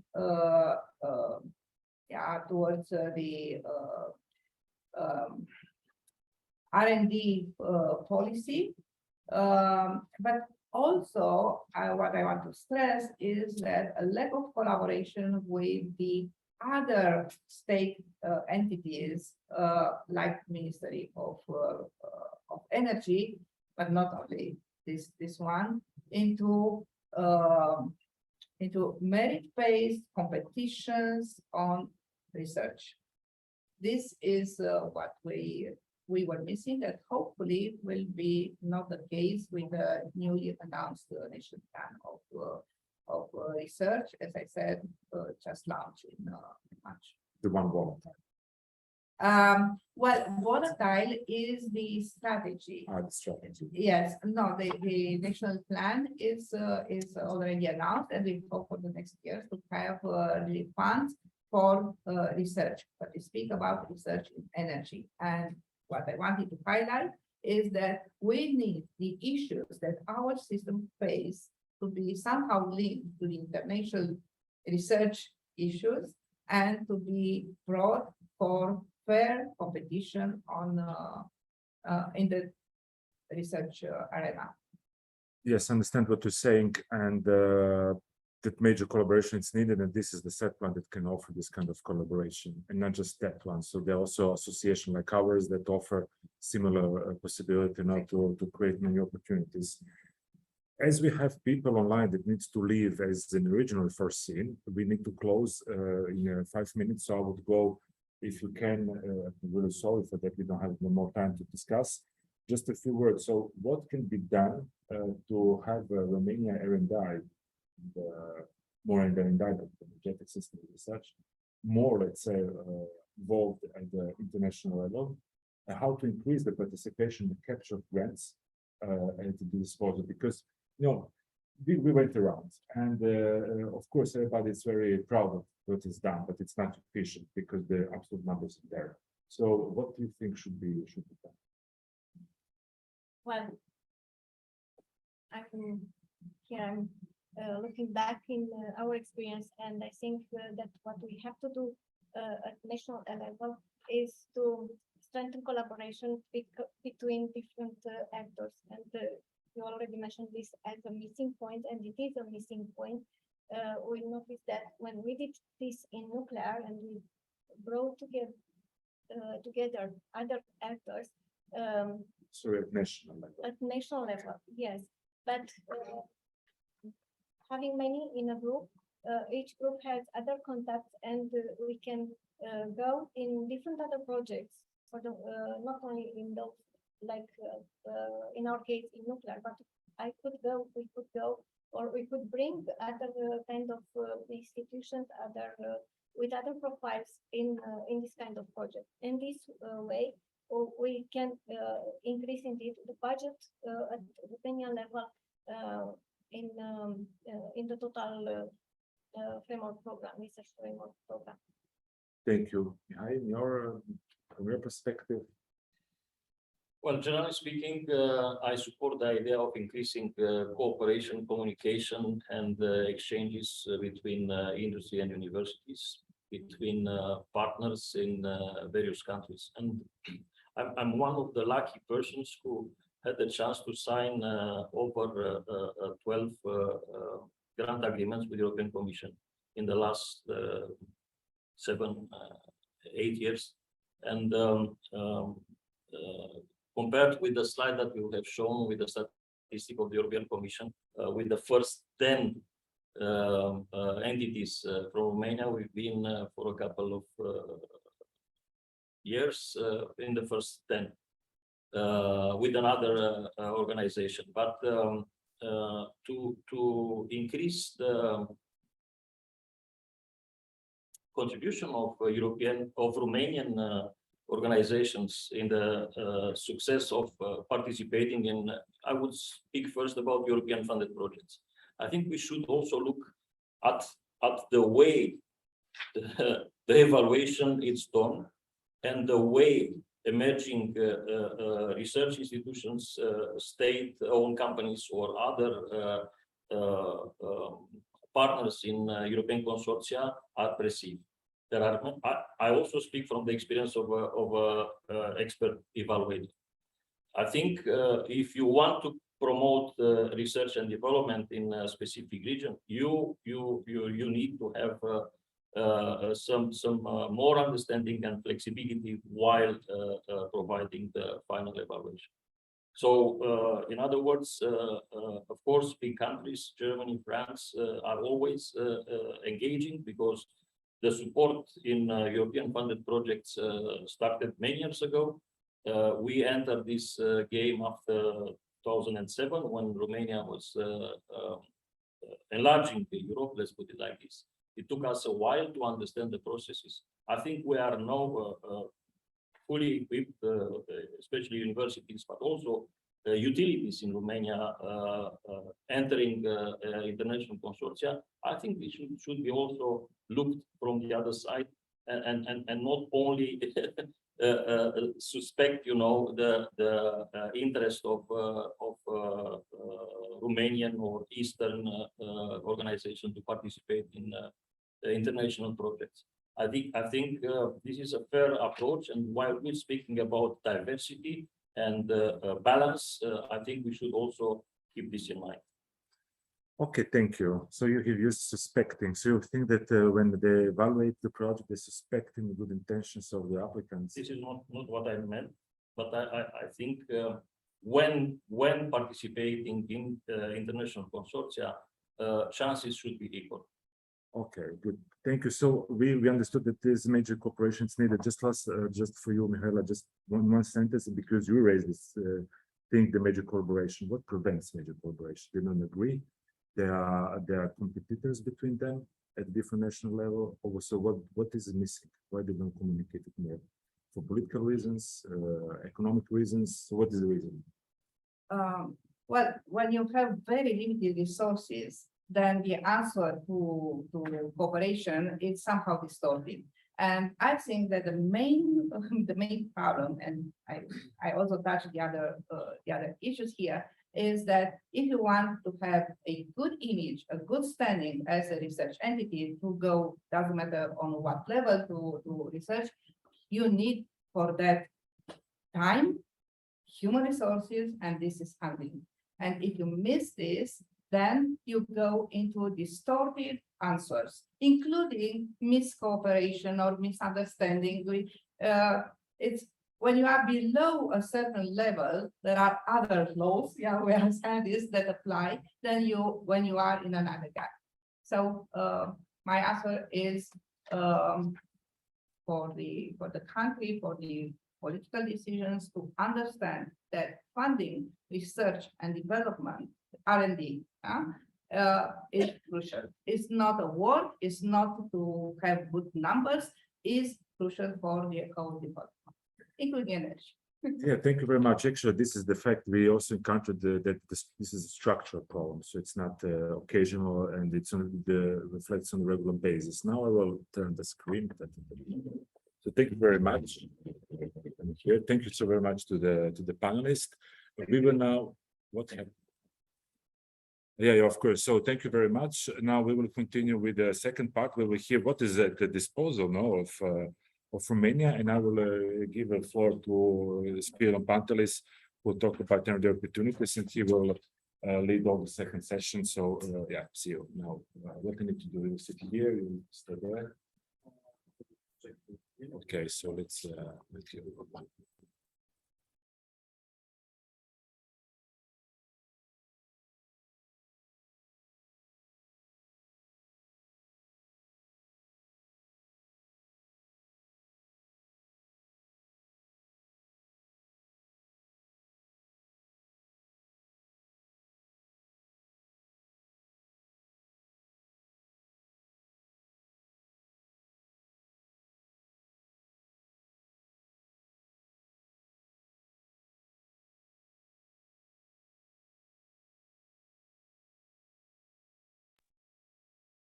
Okay, I think you can see me and you can hear me.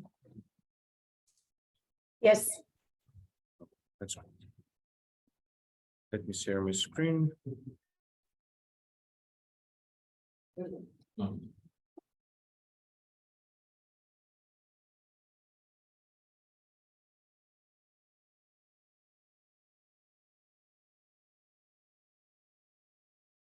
Okay, I think you can see my screen as well. So there's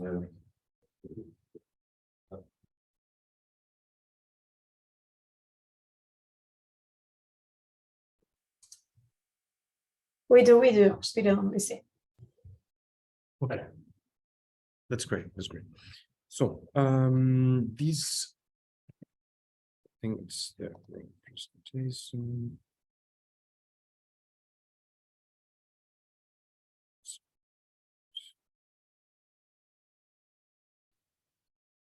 Perhaps speed up a bit.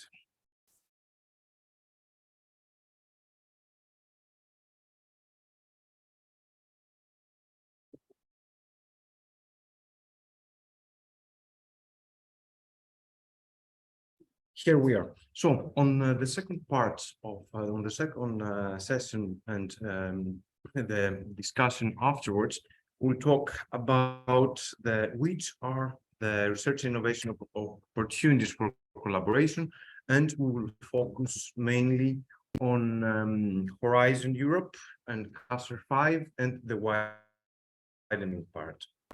So in the agenda, if you remember at the beginning, on this part, we'll have 3 speakers. So I will introduce some opportunities on Cluster 5 and widening, and then my colleague will speak about the EA grants that Romania also has access to them. And then Mr. Mateucci from the European Innovation Council will connect online to present some calls and some opportunities which are more tailored, or I would say they're accessible both from research and SMEs, and especially the SMEs, I think, would have a more an interest to see what's there. So I will try to be brief. So this is as you can see, this is mainly the Horizon Europe overview, the different pillars. And as you can see, has a budget of 95.5 billion between 2001 and 2027, and provides new instruments such as the European Innovation Council. So this is where we will focus afterwards with Mateucci presentation, and research missions and partnerships to boost EU EIRE landscape. So in this landscape of Horizon Europe, I will just present from Pillar 2. You can see Cluster 5 and some part of the very bottom, the widening. See, yeah, here you can see the different clusters. This is a breakdown of the previous area that we focused in before. And so if you open now the participant portal and you search cluster 5 calls, you will see that there are 109 open ones for submission. And if you also click the forthcoming, there are 116. And these actions are research, innovation, innovation and innovation actions, which means technology development of different areas, but also coordination and support actions, which are not totally linked to the development of specific technology. Just for your information, in case that someone on the audience or here are not aware of it, I have included also a link here. Just some of them, I have just from all those calls, the 90 that are open, I have just chosen some that I was thinking that might be relevant for the audience. So the first one regarding biomass, heat, and CHP, including carbon capture. These are research innovation action. And as you can see, all of the calls on the very right on the deadline, the deadline is the same, 5th of September. And this one actually will fund 2 projects of 4 million each. I will not go through each of them, just to mention that there are a couple of calls from Build for People partnership. And I know that Romania is focusing a lot on the building performance. And you're also doing a lot in this direction. There are many funds available from different sources, but these are also calls that you can produce innovation and yeah, bring some information from usage from the Romanian cases. And then some solar thermal, lower cost solar thermal components and maintenance of PCV systems. I know that you're working on these domains as well here in Romania. So on the widening calls, I don't know how many of you are familiar with this. They're within Horizon Europe framework, but they're transversal to all of the clusters. So these calls actually overall they try to connect or to support capacity building of EU 13 countries, and they are split in 3 destinations. So the first one is improved access of excellence, it's called, and aims to underpin geographical diversity, building capacity to allow successful participation in R&I processes. So if, especially for cases that some critics consider that the capacity of a country is not as at the same level as other institutions in other countries, this can be a solution to participate and exchange information with another country that's more has more years of experience or more advanced in it. Then destination 2, attracting, mobilizing best talents. I'm pretty sure that the university is involved in these kind of programs. These are very common. If not, it's I would really suggest to have a closer look into that. And last, on the destination, reforming and enhancing the EU research and innovation system. And the objectives here are to prioritize investment and reforms, improve access to excellence, translate R&I results into the economy, and deepen the European research agenda. So just very briefly, I mentioned which are the open calls at the moment. So with deadlines that are manageable to start your application. So you have on excellence hubs, twinning Green Deal, dissemination, exploitation, support facility. I think this is new on the new work program. Twinning bottom-up, pathways to synergies, and open facility. I will Okay, this destination two, these are the open calls, ERA talents, ERA chairs, ERA fellowships. I just suspect that you, as a university, you have access already in these projects, but are not the only ones. And destination three, you can see there are so many. Here I have included only 6 out of the 12 that are open. And there are really many of them on the PowerPoint. You can even click. I have included links on each of them that you can really read further what they are about. I will not go into details in each of them, but one that I think it's important, and many organizations, both private or universities, should consider.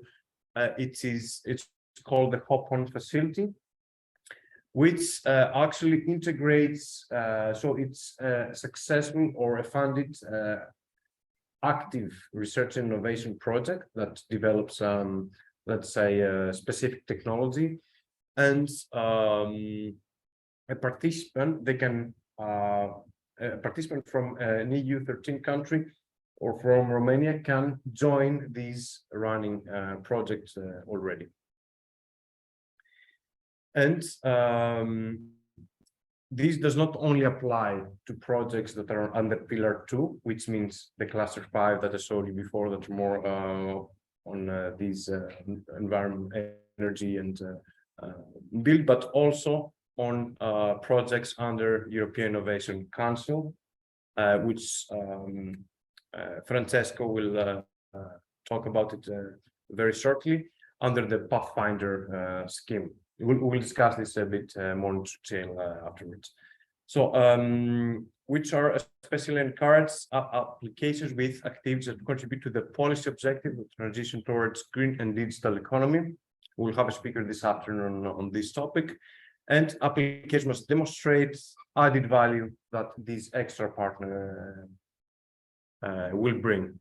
So overall, the total budget, of course, is 40 million euros, and there will be a contribution per project, 100,000 to 600,000, which means that the partner from Romania, for example, will access this money to be integrated in an existing project. And number of projects you can see here is very high, 160. So my last slides, here I have included links to that take you straight away to Horizon Info Day that took place last December. And there you can find the videos on YouTube.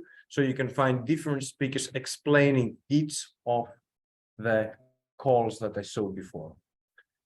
And yeah, this information is publicly available. If you can just have a look on the webinar, see what fits to your needs, whether you are an SME, an organization, or a research institute, and see what are the funding opportunities, and you can find more information, and you can find also questions and answers.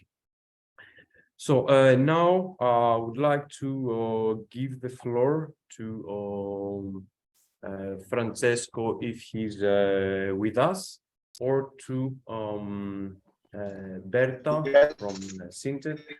I don't know, Francesco, I don't know if you can if hear me. you're online.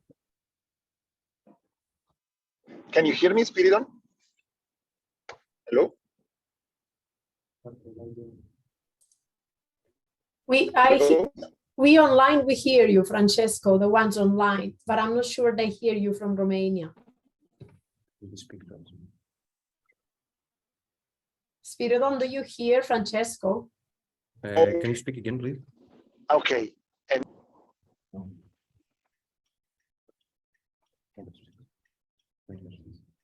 So Francesco is available if you hear him, but do you hear him? can you hear me, Spiridon?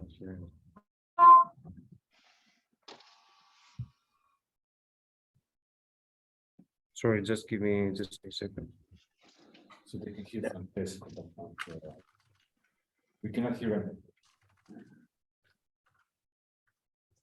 Okay, and you close the microphone. I can hear you. Do you hear me, Francesco? Yes, I can hear you. Yes, so I think that online people, we hear each other, but they do not hear us. Okay, now we can hear you as well. Okay. Okay. But then Very good. Francesco is available and can go first. Yes. We can hear you from the computer, but I bring it in the center of the room and it's fine. Okay. Okay. So do you want me? Sorry, I just show that I am real and I close my camera because I'm in a car. Sorry. So I will. I don't know if you can share my slides or. Yes, I can share them from my side. Okay, thank you, Spiridon. Good morning to everybody. Thank you for having invited me here. And the idea decided with the colleagues from EIRE is just to give you a broad overview of the EIC funding opportunities for clean technologies. And I will start shortly saying what is the EIC, European Innovation Council, why it has been set up, how we work.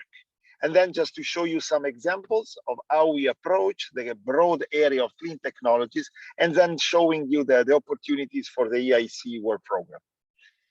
I cannot yet see the slides. I don't know if you online can see the slides. Okay, I see that is okay. So if you can go to the second slide.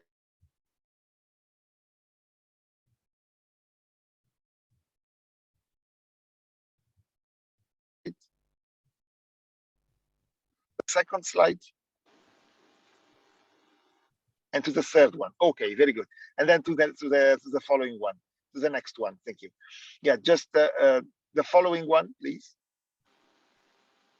Yeah, just to start saying that the EIC, we fund inside EIC as an agency, we fund the project that goes within the broad area of deep technology. What does it mean, deep technology? It is linked to the multidisciplinary science approach when and if it is problem driven and it is mainly hardware oriented. And obviously to work within the deep technology as a science that wants to innovate, to bring your know-how to the market, we want the people to work in an open innovation, so what is called nowadays an ecosystemic of innovation. And the technologies that are within the broad area of deep technology normally are high risk and needs a lot of money to be brought from the early stage up to the late stage. If you can go to the next slide. Why has been put up the EIC? The EIC has been put up exactly to try to overcome the limit that puts Europe in a very good condition in terms of science. That means capable of developing knowledge, but then when the knowledge has to be exploited, here it comes the problems for the European ecosystem. And so exactly going to the next slide, we can see that inside Horizon Europe, in the pillar 3, it has been put a new agency, that is European Innovation Council, that has got an approximate budget of 1.5 billion each year. That if we go to the next slide, we see that EIC funds its projects via 3 main funding schemes. The early stage 1, the breakthrough research, with a clear identification of the innovation and the exploitation. These projects belong to the funding scheme of Pathfinder. Then there are the bringing the technology from the proof of principle to the prototype is called the transition, and Pathfinder and transition are grant given projects for partnerships, all the kind of partnership with a legal office in Europe. The money has to be spent in Europe, and it is 100% funded. Then there is the third funding scheme that is open only for the small medium enterprises, so it is mono-beneficiary, and it goes from TRL 6, so the eligibility criteria is a starting point 5 or 6 to have a prototype tested in relevant environmental condition, and it goes up to the scale up. We see from this slide that the commonality of the Pathfinder Transition and Accelerator call is the fact that 40% of the budget is given to open projects, that mean proposal without topic prescription, so fully bottom up, and 40% is given to a challenge-based approach. That means a top-down approach where the topics are identified and the money will be given to proposals that want to overcome these challenges.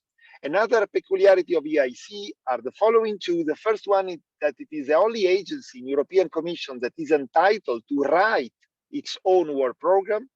And the second one is that we implement the work program via a hands-on approach that in a few seconds I will explain. It is important to say that in the accelerator we provide grants 70%, but also equity, because European Innovation Council is managing the first ever venture capitalist fund of the European Commission. The idea of this venture capitalist fund is to provide equity as a leverage for crowding in private investors.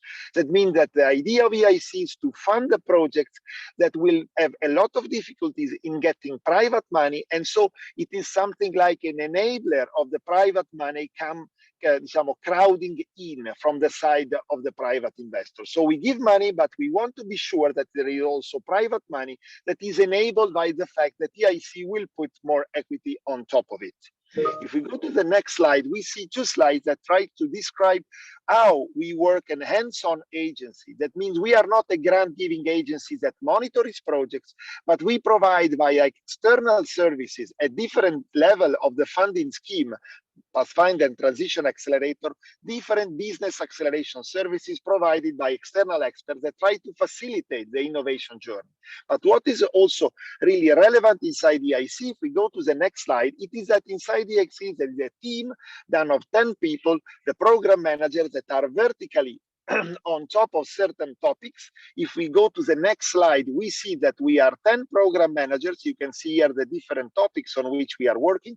3 of us, Carina Faber, Antonio Marco Pantaleo, and me, are working on the clean tech. And if we can come back to the previous slide, so the previous one, we see that as program manager, we work mainly in 3 areas. The first one is that we identify the challenges of the top-down approach that I said before. We write the challenges, we evaluate them, and then we do the second part, that is we work hands-on, so content-wise, on the scientific way and on the innovation side of the projects, trying to help them. And last but not least, we do what I'm doing here to be an ambassador of the EIC, its work program, and try to stimulate, in this case, a Romanian scientist and entrepreneur to apply to our cause.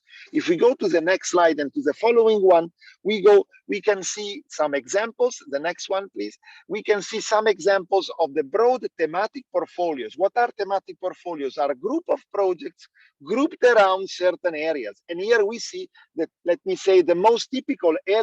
We have got many more. Consider that nowadays ongoing, there are almost 150 projects funded by EIC between Pathfinder, Transition, and Accelerator, dealing with the broad areas of clean technologies. But more specifically, if we go to the next slide, that is this one, we are already showing, we can see here that there are, one of the previous ones, please, we can see here that there are some projects, some challenges. The previous slide, please. There are some challenges. Unfortunately, here you do not see the formatting is not the same one of my laptop, but just to tell you that there has been challenges in the 2021 work program dealing with the clean tech. There has been challenges in the 2022, and in the 2023 EIC work program, there is a specific Pathfinder challenge. Here you see the overall budget, 32.7 million euros, that will group approximately 7-8 projects, and this will deal with the clean and efficient cooling. In the transition, there are 20 million euros. The maximum amount of money is 2.5 million euros for each project, and here the topic is environmental intelligence that I will shortly describe. And in the accelerator, 100 million euros provided to SMEs dealing with the energy storage. If we go to the following slide, we see what does it mean. We work as a portfolio content. That means we group the project, we help them in exploring competing or collaboration approaches between projects and also outside of the European Innovation Council funded projects. We also have the projects to collaborate with Horizon Europe funded Pillar 2 and Pillar 1 projects. We set up multidisciplinary groups and we try to contribute to facilitate their innovation journey. If we go to the next slide, we start seeing the last slides that are on what we do on the energy storage. There is a dedicated open to SME for the grant and the equity part challenge on energy storage. If we go to the next slide, we see that it is very well known that the problem of the, let me say, of the energy transition will be mostly one materials transition. So this challenge will fund materials for energy storage as well as energy storage technologies, because we need, if we go to the next slide, to overcome the potential risk that will happen if we do not develop new materials,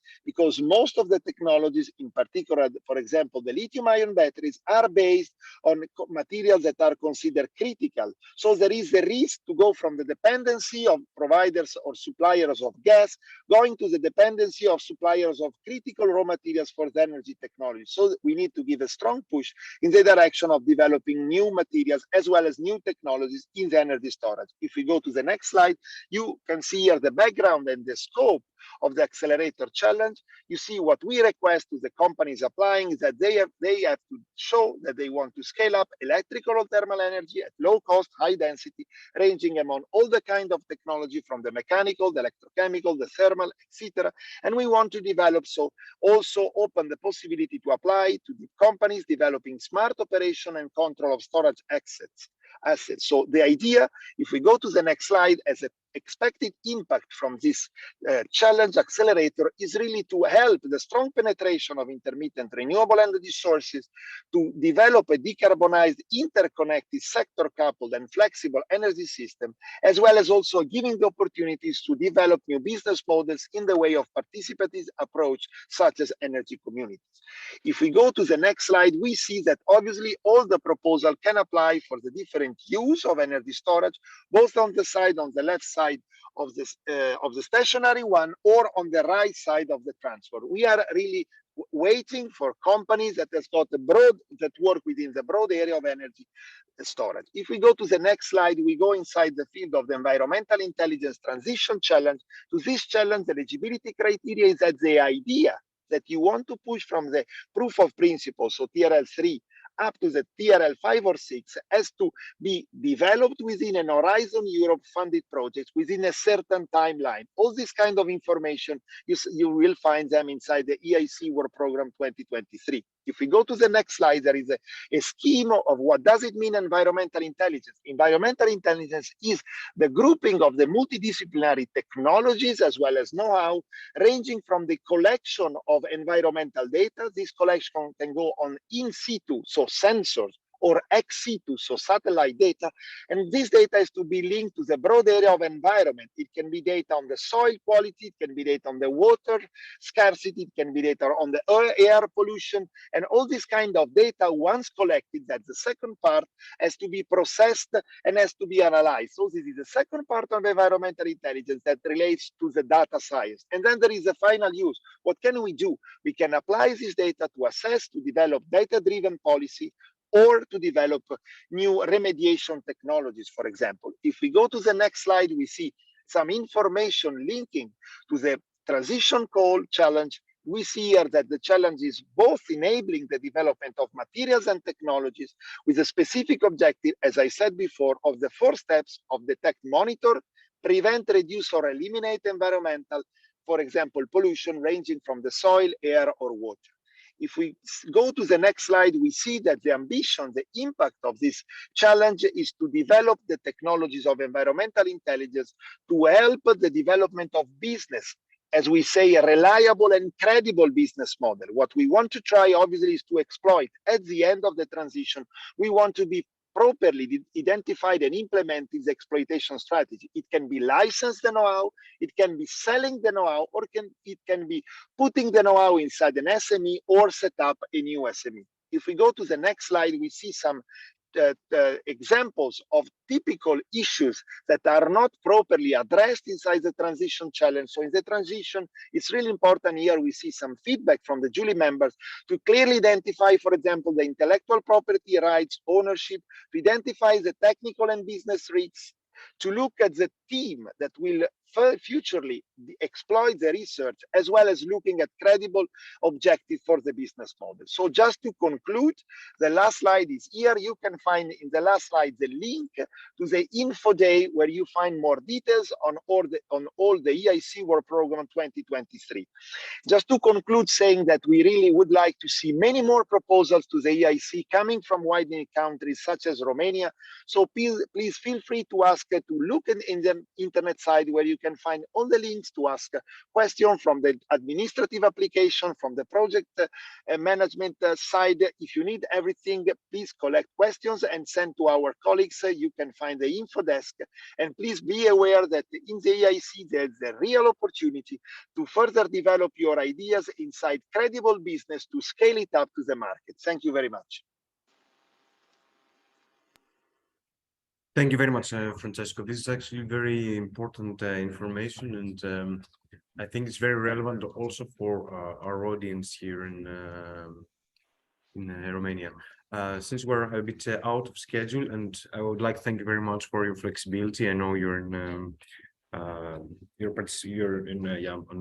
your way, so thank you again. Thank you very much, and please we keep can free go to make straight questions. to Thank you very much. the EA grants and Berta.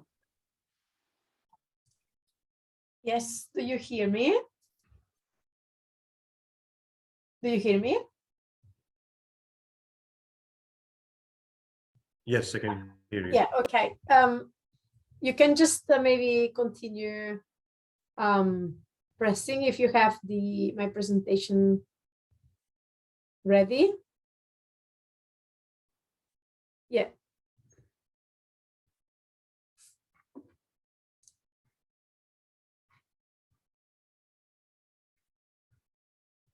All right. Yes. So my name is Berta Matascuel. I'm a senior researcher, a senior also business developer at SINTEF, and I will be talking today on these so-called EEA and Norway grants. Now, I am not here in the audience in Romania, unfortunately, but I would like to, or I'm wondering whether there's any one of you familiar with these funding schemes. Because I did not hear any one of the speakers mentioning regards to your wide experience on EU projects. Sorry, just one person is. Okay. So so with that, then I think it's important that you also get familiar with this sort of secret, as we call it from Norway, funding mechanism that might give you some additional opportunities. So next slide, please. Yes, so this funding mechanism was especially created to try to reduce disparities, economic and social disparities still remaining between EU regions within the European Economic Area, and hopefully then it will help also to engage EU activity from Romania in the future. Next slide. So similar to what we have in the more traditional EU framework programs, this funding mechanism is a structure through funding periods. So you see here that the last period was the one from 2014 and lasting just a couple of years ago with a budget of 2.8 billion euros. So the amount available is quite substantial. And now we are in a period where the last funding projects are being implemented. Now, there are 3 countries that you see here in dark blue that are the ones funding or providing funding to this funding mechanism, mainly Norway, but also to a lesser extent, Iceland and Liechtenstein. And then you see in light purple on the right side that there are, especially these EU 13 countries, the ones that are in a position to get this kind of funding. Next slide, including then, of course, Romania. Yes, so here you see the list of beneficiary countries for this period 2014-2021, and Romania has been highlighted here in red has been allocated 275 million euros through EA grants, and then additionally 227 million euros through the Norway grants. The difference between the two types of grants is that where Norway grants is 100% funded by Norway, the EEA grants is nearly funded just by Norway, but it has additionally 3% coming from Iceland and 1% from Liechtenstein. Next slide, please. Here we just show the eligibility criteria. It's more for your information. It mirrors the EU cohesion funds eligibility criteria. So mainly looking at the gross national income that needs to be less than 90% of the EU average. And then you see here that Romania is actually having just about 50% of this EU average GNI. So it's certainly a country that is eligible for this kind of funding. Next slide, please. Yeah, so here just very briefly, it shows how this program is being designed. So mainly what it happens is that there are negotiations at political level between the beneficiary countries and the donor countries. And there's one memorandum of understanding for each of these beneficiary countries. So that would be one dedicated memorandum of understanding for Romania and the donor countries. And then this memorandum of understanding specify which program areas are to be funded in that country. And the different areas are based on national priorities, national needs, sometimes also bilateral interest between donor countries and beneficiary countries. Then with that memorandum of understanding in place, there is a concept note that is open for the stakeholder consultation to also align EU and national policies and regulations. And then out of that, there is a so-called program agreement that is legally binding, and that includes these specific areas of interest for that given country. And finally, then is through open calls that this program is being implemented through conventional projects. Next slide. Yeah, so here it's important to mention that in terms of energy, so these EA and Norway grants programs have also been targeted, especially very recently, to try to contribute to these large European strategies that are somehow defining the whole framework, as it was initially stated by Ivan earlier this morning. So with regards to the sector environment, energy and climate change and low carbon economy, there's three well-defined program areas that you see here, the number 11, 12 and 13, and is particularly relevant, the number 12, when it comes to energy. And more concretely, it talks about energy efficiency in buildings and industry and renewable energy in connection with energy measures. And here on the right side, without going into detail, you see that then there are important figures in terms of emission reductions, renewable energy production, and elements like that, that are expected to be, let's say, coming to a reality when all these projects that are to be funded will be implemented. Next slide. Yeah, just here mentioning that the amounts are rather big from EA and Norway grants with respect to this specific program area number 12 on renewable energy, energy efficiency and energy security, with a number of areas of support that you see listed here. And the overall objective then is a less carbon intensive energy and increased security of supply. So next slide.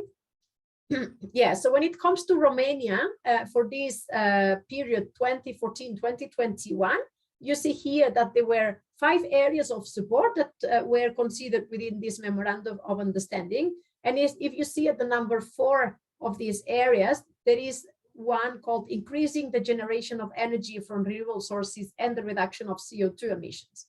And within this area of support, there are 4 areas of relevant programs, among others, and one is especially relevant for today's workshop, then so-called renewable energy, energy efficiency, and security, energy security. And main focus areas, again, within those keywords for Romania have been a lot of focus and projects then being implemented on energy efficiency in buildings, electrification of households, and increased capacity for renewable generation, particularly with regards to geothermal. More information on all these elements, you can find them in the 2 links that I just made available on this slide at the bottom. And now, just very briefly, I will show a couple of examples of projects that have been funded through this mechanism. So one of them is focusing on energy efficiency and renewable energy, where EIRE's hotel wanted to improve the energy efficiency of one of their hotels by using local geothermal resources, and they got nearly 300,000 euros for that. So it's a significant amount of money. And then, well, the aim is to increase the general efficiency level of the company by promoting then clean energy production. And what they wanted to do specifically was to replace their current gas-based heating system with a new one and more innovative that then was based on a geothermal solution. So this is a project that was particularly linked to Iceland as a donor country. And so it has also helped to strengthen then the relationship between Romanian and Icelandic partners and markets. So this is one of the examples, and I will finish up with a second project example. If you take the next slide, please.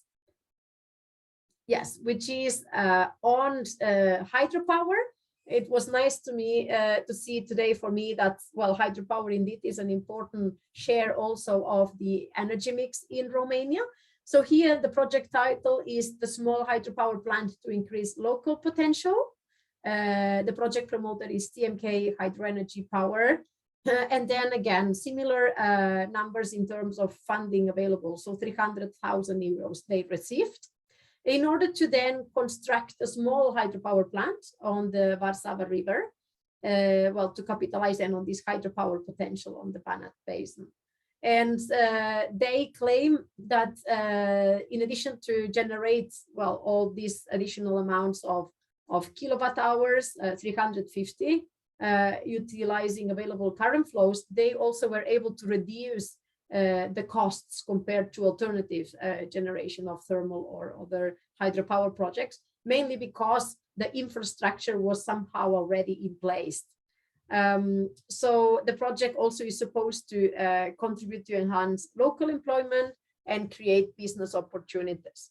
So that was just, let's say, EA and Norway grants at a glance, but hopefully then also engaging you to consider this funding mechanism, because it is a very dedicated funding mechanism for EU 13 countries like Romania.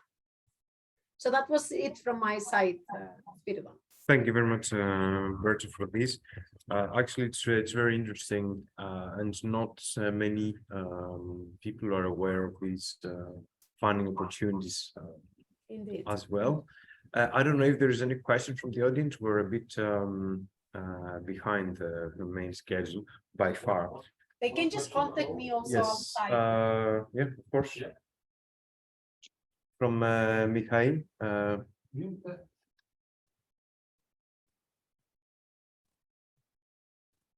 Yeah, thank you very much for the presentation and for the information shared with us. A question for clarification with regards to the small hydropower plants. You indicated about 350 kilowatt hour. What is the installed capacity of such hydro? I saw some Francis elements in the picture.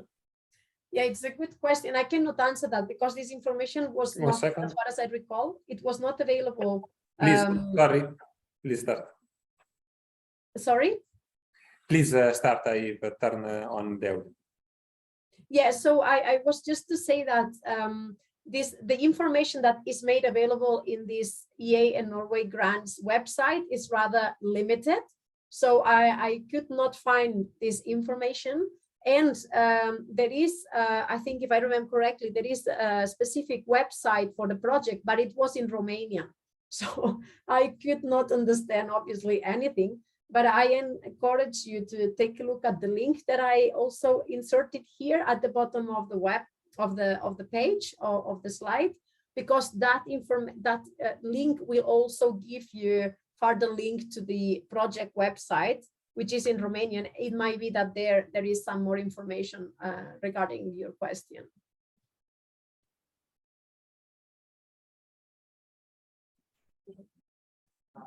Okay, good, thanks. Sorry. Welcome. So, I have a short question, yes, please. if it is possible. I want to ask Berta if she has any idea if this kind of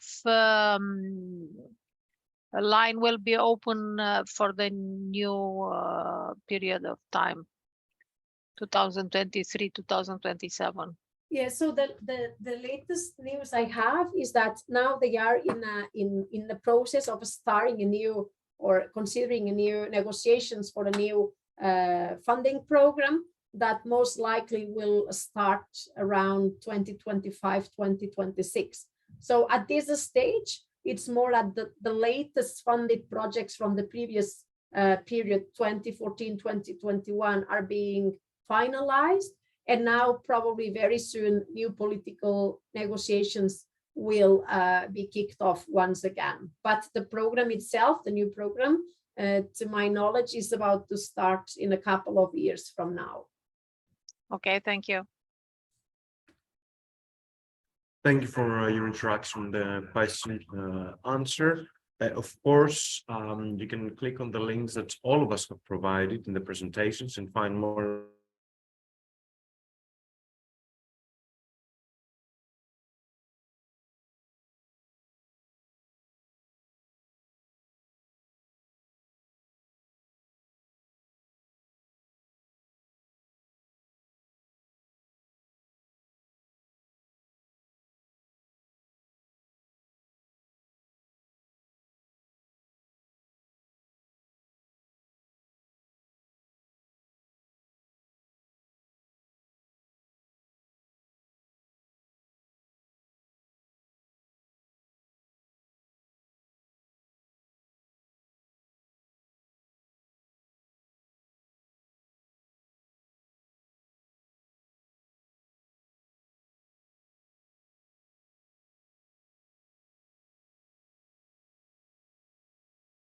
Yes. This.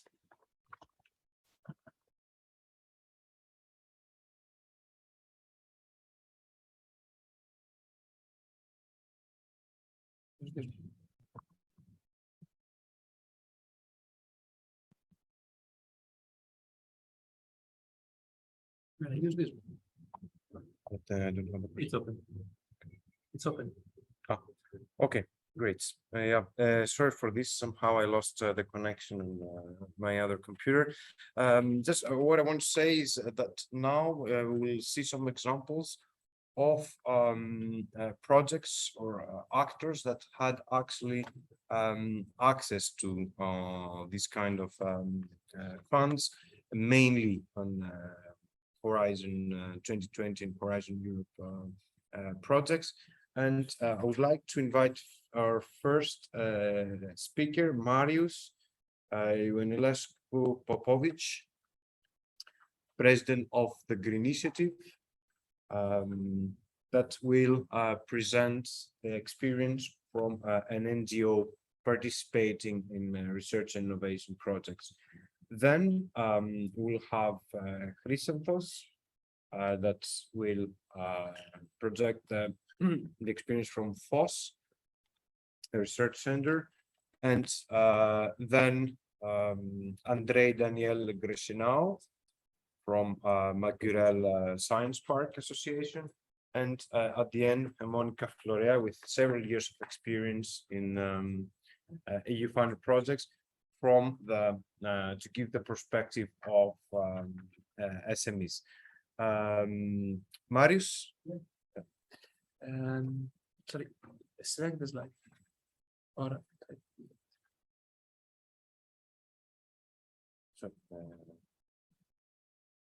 which are the slides? Yeah. One. Okay, is this one? Okay. Maybe you can if you can keep it. Yes, just 1 second. I'm sharing the screen.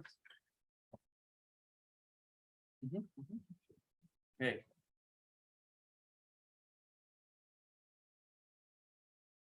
Okay. Moment. Sorry.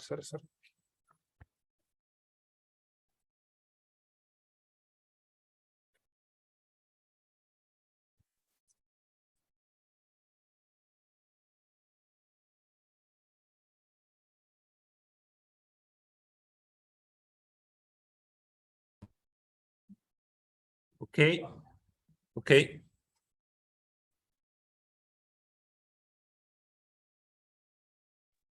Can you hear me? Indeed, no, they cannot hear me.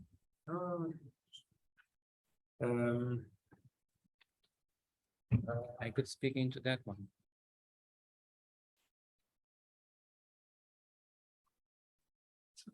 Okay, can you hear me? Can you hear me really? No? We do. Can you hear me now?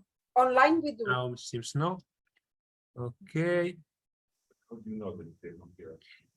I see the No, it looks like it. yes, it works. We need to check. 3:43. It's now okay. They can hear me. They can hear us. Please, what? Thank you. Thank you very much. My name is Marius Ianculescu Popovic. I hope you can hear me. Okay, and I'm honored, obviously, to be invited to make this presentation. I'm a bit of an oddball in this meeting because I represent an NGO. And this is not very usual, at least for Romania, when talking about research and innovation projects.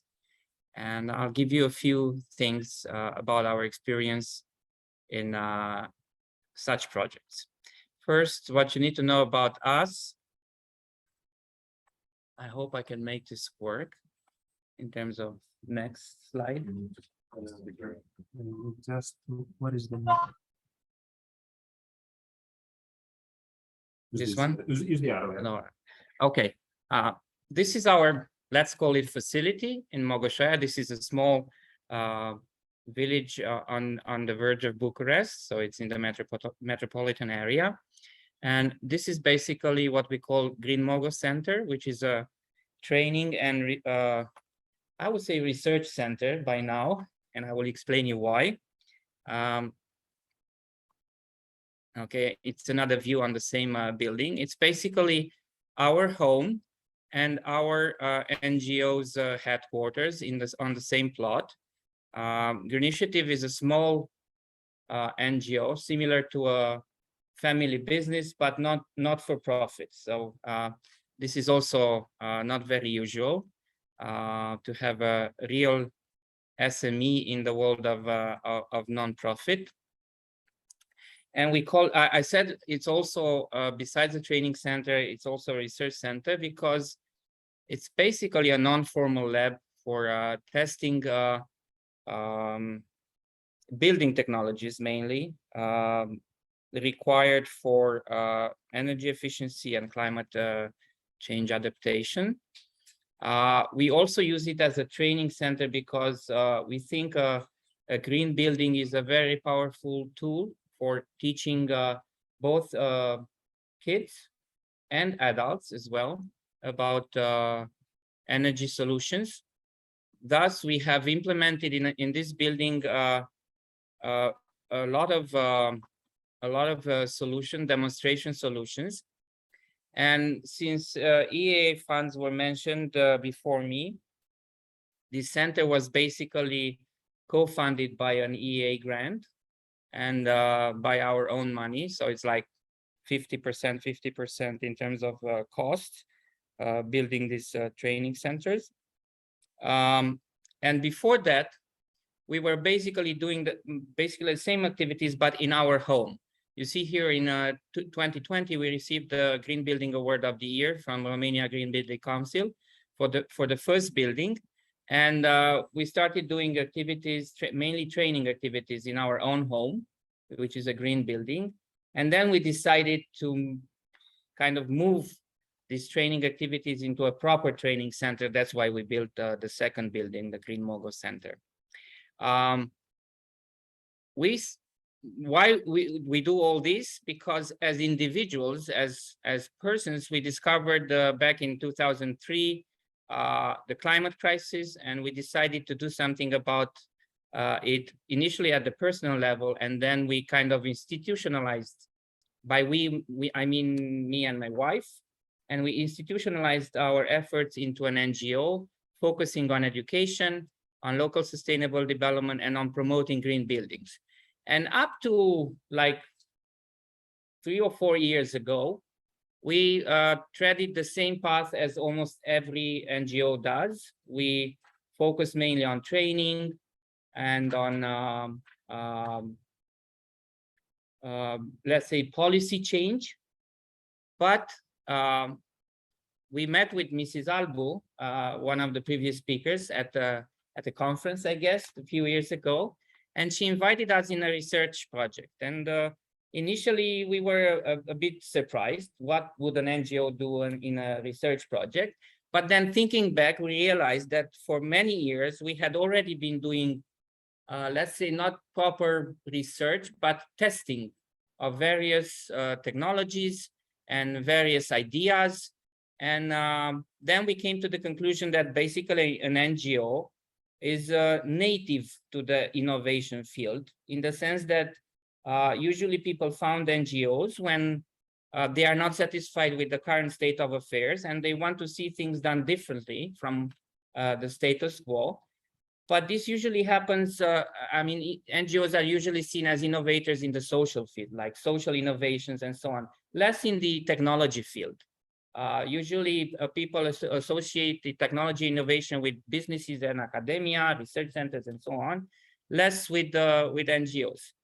But looking back at our own history, we realized that we had been doing pretty new things, including in the technology field. Just to give you an example, in our 2 buildings, I think we have tested more than 10 different building types, building solutions that are not really present or were not really present on the Romanian market at that time, on the building market. And I remember as a story that when we did our first green roof, when we built it in, I think, 2010 or something like that, we had a teacher from the University of Architecture talking to us and trying to convince us that we shouldn't try building a green roof because it's a rather new type of solution in Romania, and we shouldn't risk our own money and our own building with such novel solutions. So here we were, academia people trying to convince us out of innovating in the field of their own expertise and trying to calm us down. So in a way, looking back now, we see that we always wanted to do innovation. And I'll go over the things we have in our building. And I said Green Mogo is also a lab. For example, here you see data quality, air quality data collected by a sensor installed in our center. And we've been doing this for more than a year now. But we also have a lot of, not a lot, but we have several sensors on energy consumption. Some of them from this research project we are involved in with the Polytechnical University from Bucharest. But some other measurements that we have been collecting already for like 6 years in energy production from our own investment, so to say. This is an image of a green roof. And I wanted to show, again, this history of relationship between Green Initiative and universities. Initially, it was, as I said, in the traditional way, like students would come to our center, they will learn about stuff. So we would be involved with universities mainly in training activities. This image is a group of more than 30 students from the architecture and from the design schools in Bucharest, coming to our center to learn about green design, because they were interested in design. They were students in design, and including doing hands-on activities at our centers with tools that we provided them, studying ideas and doing prototypes for their ideas in green design. This is an image from our center again, master students at the Sheffield University, again in architecture.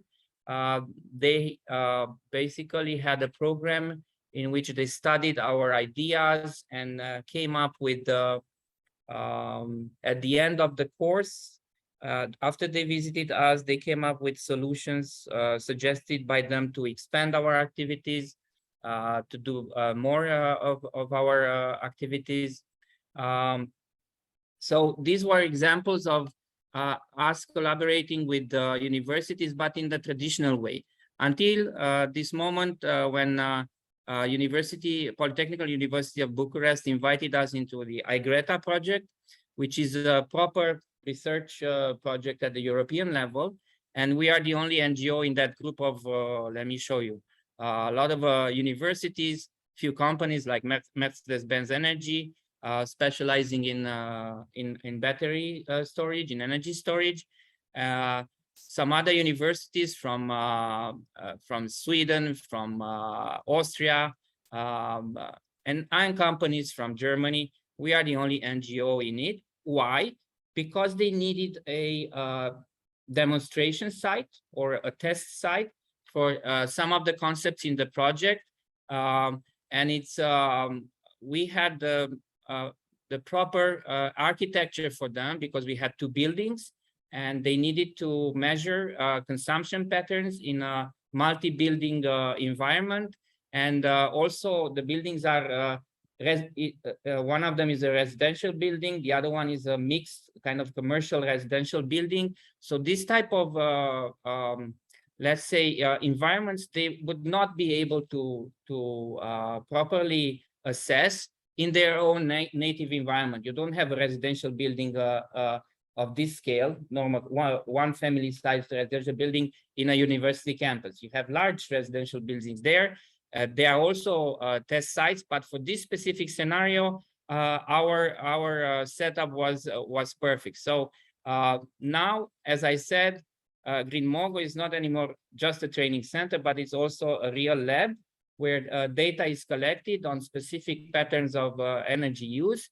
And from this project, in which we basically were a non-funded partner, and this is going to be, I guess, also an interesting story. Green Initiative in this type of projects was not eligible for funding, was just, let's say, a participating partner, but without getting funds. From this project on, there will be spin-offs in which we hope to continue our ideas. And you have, we have now, I would say, a very good relationship with the University, Polytechnical University in Bucharest, and we will continue to participate in new research projects.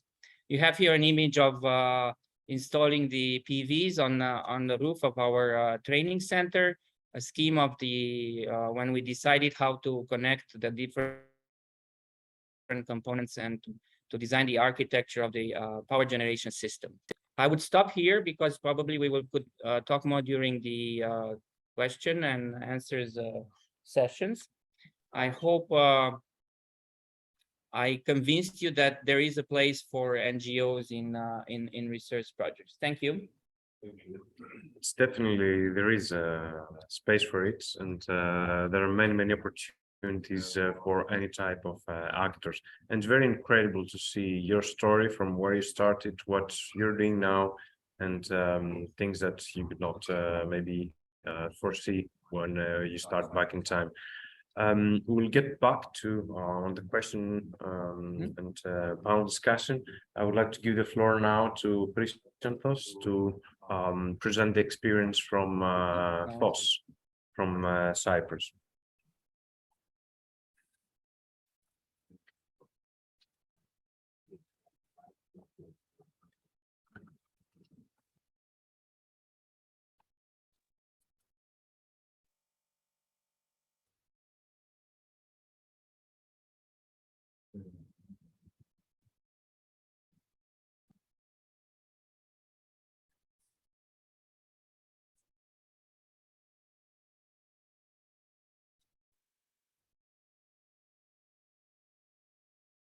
Hello everyone.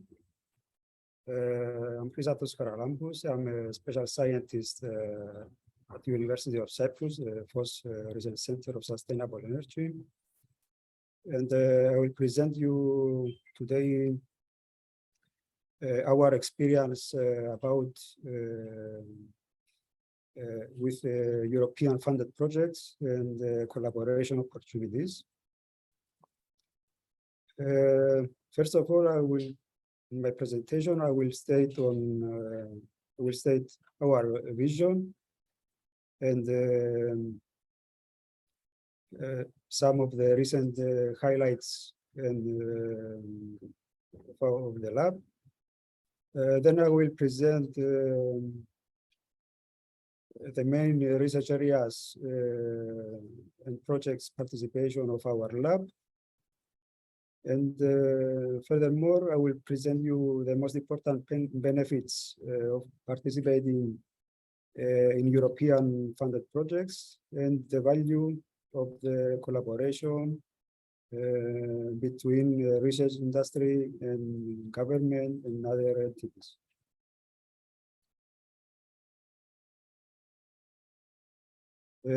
At FOSS,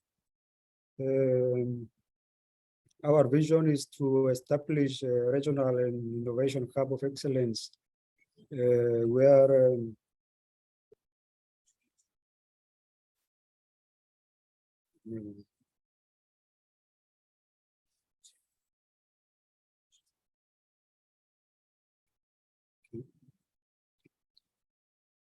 so our vision is to establish a regional research and innovation hub of excellence which will generate novel ideas, provide a strong stimulus for interdisciplinary cooperation, and be an internationally respected state-of-the-art training and education center.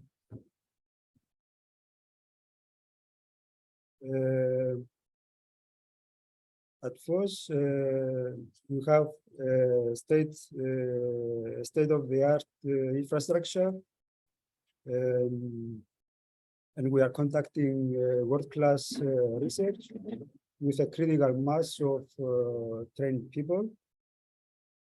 We have several collaborations with industry, European countries, Middle East and North Africa region, as well as national collaborations. Our activities focus on research, education, training and courses, and also we provide industry and testing services. And our research interest lies in renewables, smart grids and smart cities, grid integration technologies, storage applications, as well as other novel applications. To date, we have participated in over 80 national and international research projects. Over the past 6 years, our research funding reached 20 million euros, and our team was awarded several prestigious awards. And the first team comprises of over 50 people. And in total has published over 400 research publications. In the premises of our lab, we host a FOSS sustainable house research facility with battery energy storage system, electric mobility and charging stations, central database, and the other advanced metering and data collection infrastructure for the monitoring of the system, and many other technologies. Let's move now to the benefits of participating in European funded projects. First of all, the most important benefits coming from the participation in European funded projects are the financial benefits coming from funding from European funding instruments.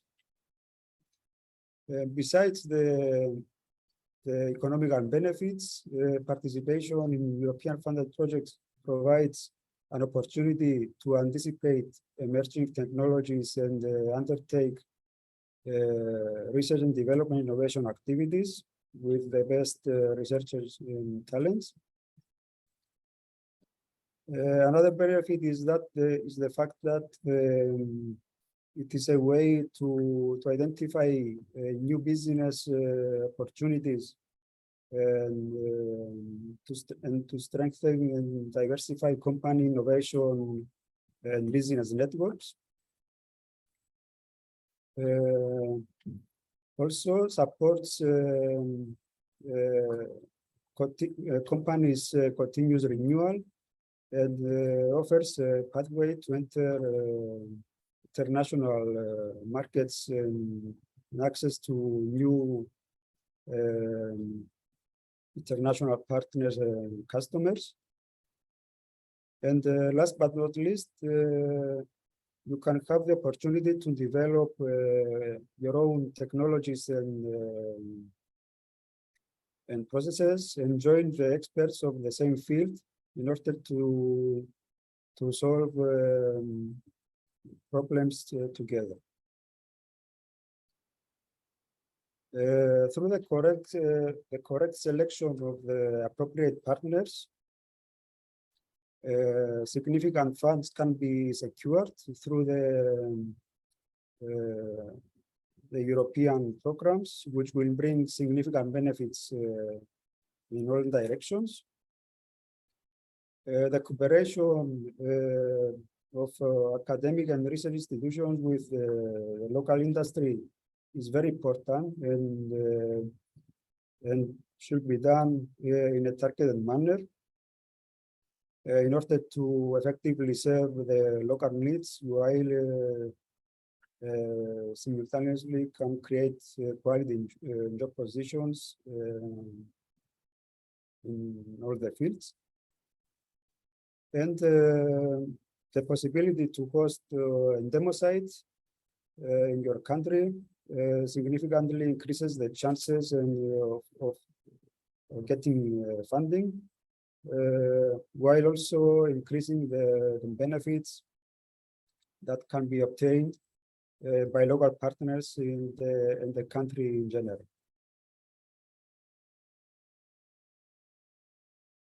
Let's see now some examples of research project implemented in Cyprus and in which we have a leading role. Some of the most important projects in which we participated are the hybrid project, the smart PV project, the PANTERA project, and many others. More specifically, within the framework of the hybrid project, in collaboration with the municipality of Avlanja, we hosted one of the 3 pilots of the project. The main objective of the pilot was to create a multifunctional space for lectures, presentations, with nearly zero energy consumption, and many innovative technologies have been installed in the building, and which also functions as a demonstration area for these innovative technologies with significant benefits to the local community. On the other hand, the smart PV project was crowned with great success by developing excellent relations between the university, the Electricity Authority of Cyprus, and residents, prosumers. As part of the project, in collaboration with the Electricity Authority of Cyprus, more than 300 smart meters have been installed in residential prosumers for monitoring their systems. So with through these projects and collaborations, you can develop strong relationships with various entities with multiple benefits in all directions. And how you can find the partners? First of all, you can register to brokerage events. For example, matchmaking events on Horizon Europe's upcoming calls. You can find the national contact points in the Funding and Tender Opportunities website of the European Commission. And another way is to search for the partner search announcement in the Funding and Tender Opportunities website of the European Commission. So that's all from my side. Thank you for your attention. For more information about FOSS, you can visit our website or social media, or you can directly contact me through my email. Thank you. Thank you very much, Chrysanthos. And actually, I would agree with you. There are many companies or universities that they have found new collaborations through this platform on EU funded, Funding and Tenders portal, where you put some description about your organization and how you are competent to be chosen as a partner in. Yeah, I think it works. Of course, it needs some persistence, and of course, following and chasing actually brokerage events is the best strategy for an organization that really needs to have some partners. So I would like to invite now the next speaker, Andrei Daniel Groșeanu. Forgive me if I don't pronounce it correctly. And he will talk to us about a very interesting project and in a way to engage small SMEs. Yes. And very relevant to the EU policy as well. The floor is yours. Thank you very much. Good afternoon. My name is Andrei Groșeanu, and I'm a management consultant at the Măgurele Science Park. I would like to start today's presentation by asking you one question. Could we survive alone on this earth? One could argue that's impossible. So the first people form communities. I would like to keep that in mind throughout my presentation today, because building a community is what we are doing at Măgurele Science Park. Today, I want to present you one of our dearest projects. It's an EU-funded project, as you mentioned. It's SME for Green. But until then, let me talk a couple of minutes. I know we are running late, but I'll keep it short. What we are doing. We are an NGO. We were founded in 2016 as a concept to contribute to the development of innovative entrepreneurship at the regional level, Bucharest, Ilfov to be precise, by creating bridges between the research environment and the industry. Building those bridges, we were able to raise the competitiveness level and also to provide economic growth to the region. How we do it? Well, we are founded on three main pillars. We have the business environment. We have the research, innovation, and development ecosystem, and we are also focusing on the educational field. So, how we do it? Yeah, Thank you. How we do it? We try to. Yeah, it's because of the device there. So we try to provide training and mentorship programs for entrepreneurs, for researchers, and for students. We also have a platform, EduHub, it's called. It's a tool tailored for the educational field. And also I cannot forget about matchmaking by MSP. It is one of our great initiatives. We're trying to make the match between the business environment and the research ecosystem by gathering at the same place the offers, the business offer, and the research needs. So that's us. And also we are at the same time implementing a couple of EU-funded projects. We do have a full plate, as we say. Today, I'm going to talk about the SME for Green project. It's a project financed, co-financed by the European Union through Single Market Program, COSME, if you heard about. The main project objective is building the first local Green Deal in Romania and in Turin region, since it's an international consortium, together with our partners from Italy. But to create a local Green Deal, you must stimulate the cooperation between local authorities and the private environment, civil society, businesses, so we can solve the biggest local challenges related to the ecological transition. I have selected a couple of milestones in my presentation today. One of them, it's already done. It's the publishing of an analysis of the current legislative framework and the strategic documents.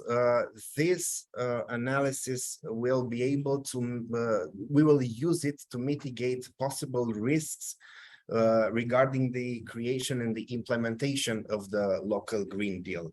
Right now, we are trying to create a local steering group. It's a group where we will gather actors from all of the quadruple helix type of actors. So we have public authorities, NGOs, SMEs, of course, in order to give them training and to participate with them along in a couple of workshops, international and national workshops, to get this local Green Deal done. Also in our project, we will offer some capacity building programs for the SMEs. We will have a couple of mentorship programs. The first one is in innovation management. The second one is in crowdfunding campaigns, how to run and to create a crowdfunding campaign in order to fund your innovative ideas, greener products or services. That's one of our main focus. We also will host some workshops regarding EU-funded projects, how to access, how to maintain a sustainable business line. That's for the SMEs. And if we talk about EU-funded project, I gather some benefits or try to discover some benefits from our experience with the EU-funded projects.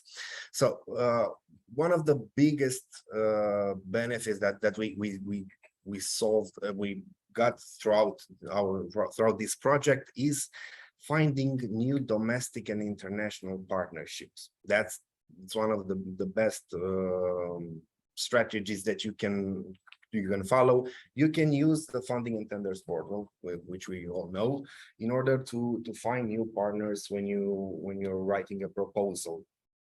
We will work. You can work with other experts to complete your solutions, your idea.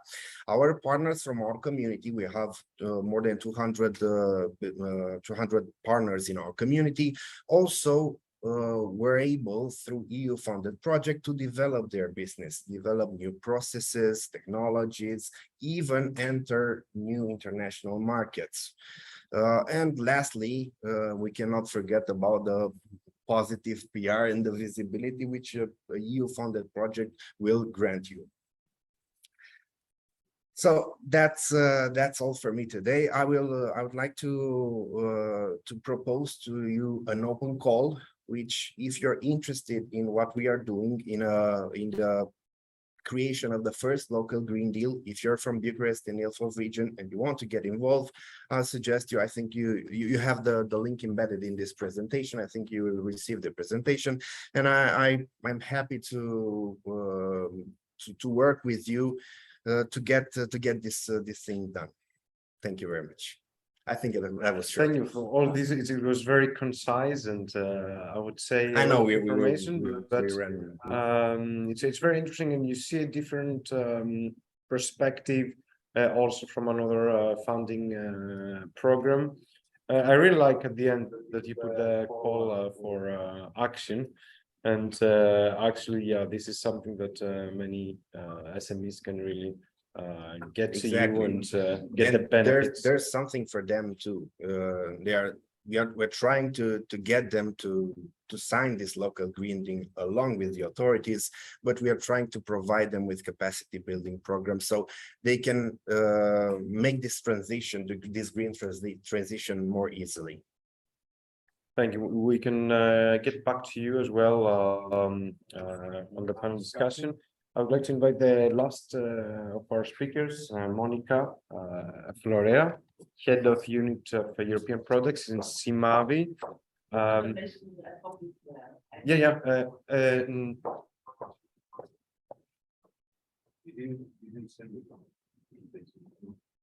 I sent it today. I have it on the memory stick if you don't have it. Yeah. Forward it to otherwise you can forward it.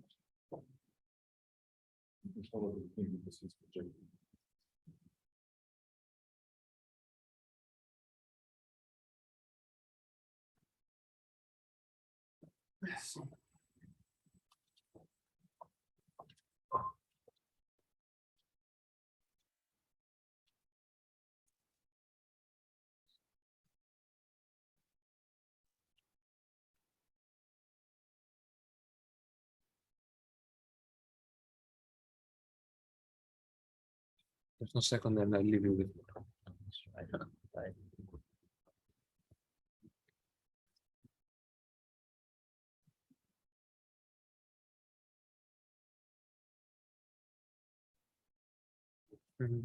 Yeah, I will.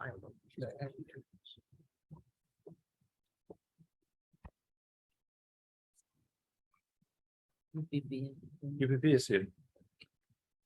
Is this one? Okay. That's not The first one. Yeah. the first one. Okay. Yeah, it's okay. No, it's okay. That's why Yeah, I leave to you the pen drive. Okay, thank you very much. Wait. No, yes. I think it's okay. We need to now to share this. That's good.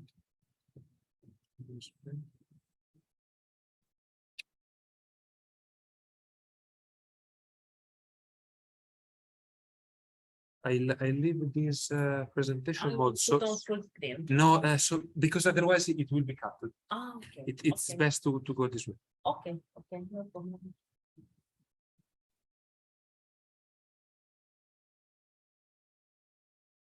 It's okay. Okay, good. Okay. Let's move on. Okay.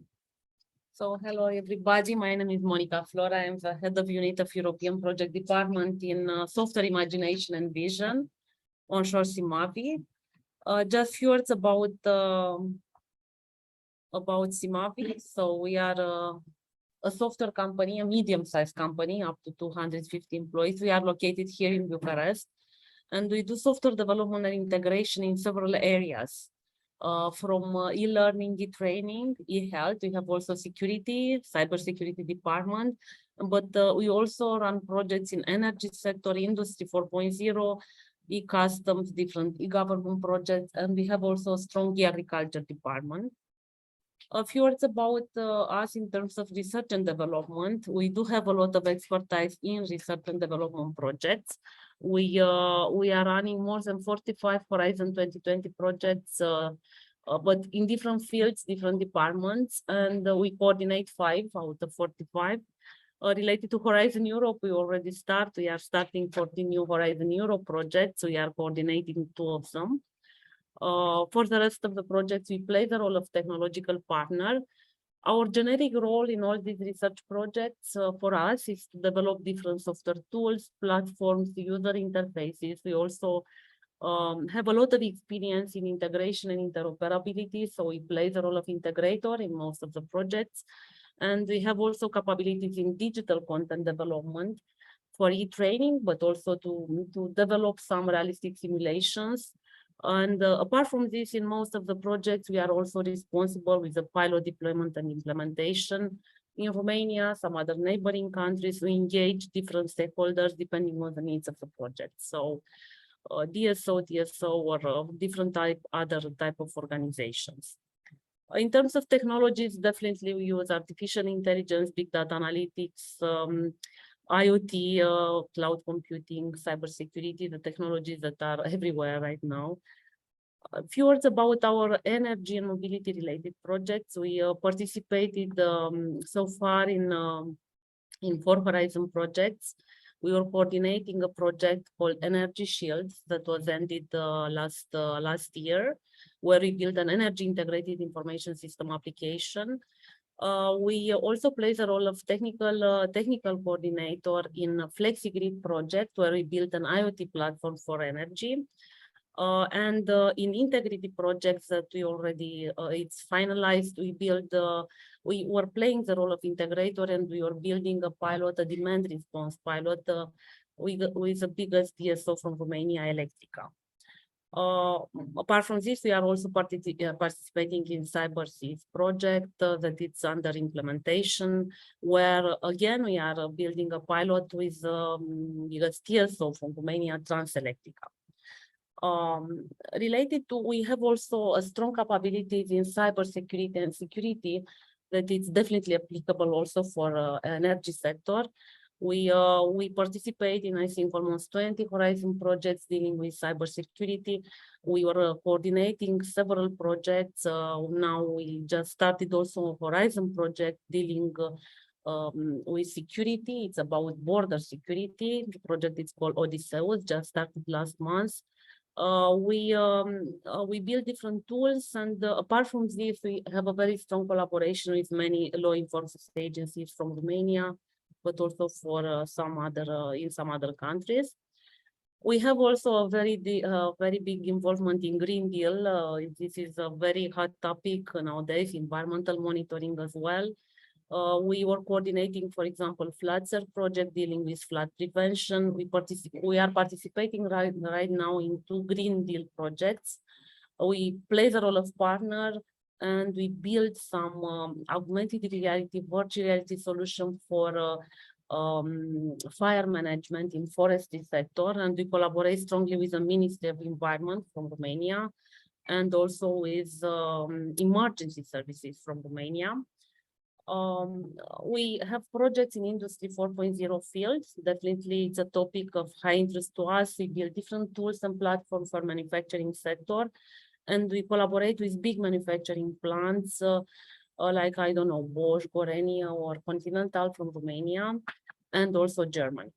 We have also a strong agriculture department. Just for you to know, we implement GIS solutions at national level in Romania, and we have also protocol in Novagria for farm management. Therefore, we collaborate strongly with many farmer associations from Romania. Related to e-learning and e-training, I already mentioned our capabilities. We have a strong digital content department. We develop technologies, but also some modeling tools for realistic simulations. And we have also a health department. Just few words about the programs, research programs of interest to us. Definitely Horizon Europe, it's the European R&D research program, the highest importance to us. We participate in different clusters. Definitely cluster number 5 that we talk today, it's of high interest to us. We also participate in some other complementary programs. I just mentioned a few, I mean, LIFE, or also we have participating in Digital Europe, and there are some other programs like EIRE, for example, related to security. What I'd like to highlight, anyway, just to mention that today's discussions were very, very useful, and indeed many points were already touched. So I just want to mention that in all these research projects, we are an SME, but and we do applicative research. And what is important for us is to collaborate with partners and organizations with complementary expertise. So we really count on the participation in the consortia of different research organizations, universities, other SMEs that can also offer even IT services, but complementary with us, industry partners, but also NGOs, different associations, standardization bodies that are really needed. And on top of this, someone that is really needed is this type of end user organizations that are going to validate the solutions that are developed. So they are really important. Just to mention, in energy sector, we collaborate with different DSO, TSO, but also city municipalities, public authorities, hydro power plants or smart buildings, different type of also organizations that can support a pilot deployment. But us as a company, as an IT company, normally we are deeply involved in the pilot deployment. So it's something that, I mean, we are participating on the whole flow from the requirements, definition, architecture, development of the components, testing, validation, and implementation of the pilots. In terms of expertise, it's something that all this project needs, of course, to start from an innovative idea. We need top-level research, and we need innovative solutions. We develop or we need prototype of a starting point. We need access to research data. Sometimes it's a very sensitive question, sometimes. Definitely we need data protection and ethics. We need also experience in writing, because to write a proposal, it's sometimes quite a big difference with doing only the research.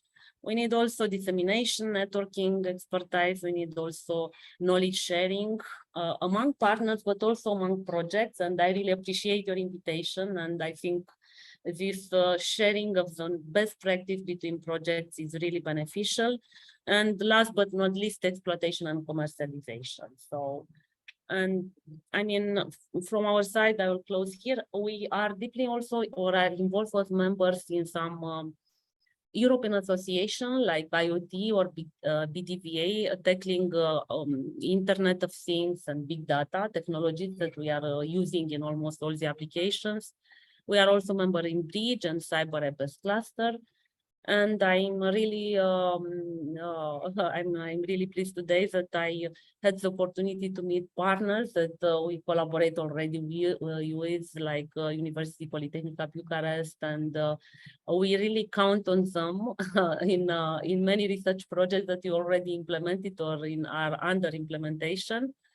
And not only, I mean, also Mihai Păun and also some other partners. We are also member of Măgurele Park cluster, and I really appreciate the know-how that is presented by the other participants. Thank you.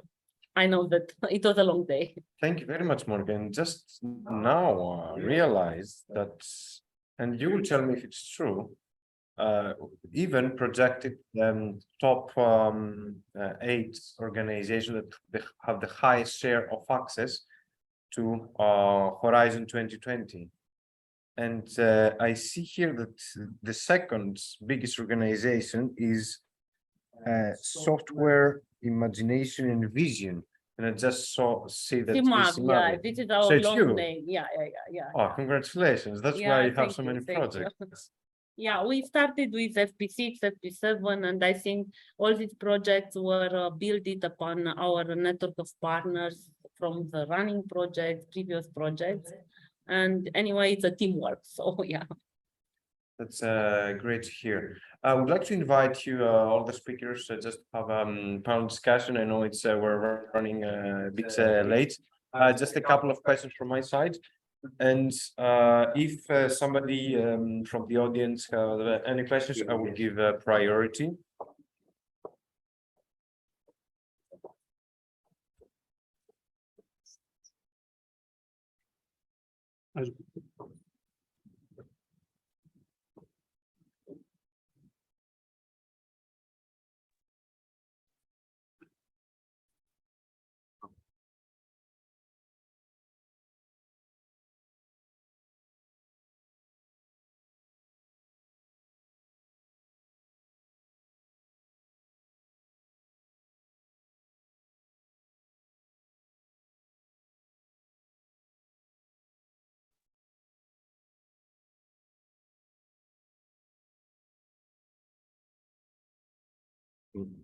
In the other way around.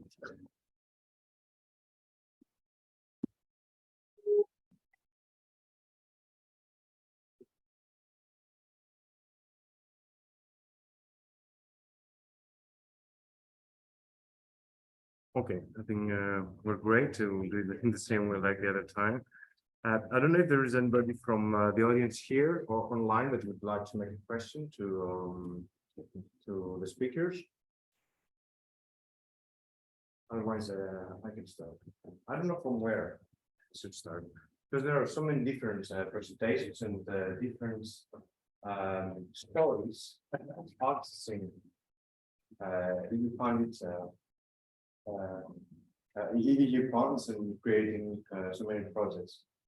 I would like to ask Marius first a bit more about your story. When you first started as an NGO, did you have the vision of participating in a big R&I project with so many partners at the very beginning, or it was something that evolved gradually? Your intention, I mean, was what you were planning to do, or it's something that's evolved gradually? No, definitely we didn't have that plan, and we didn't have that vision.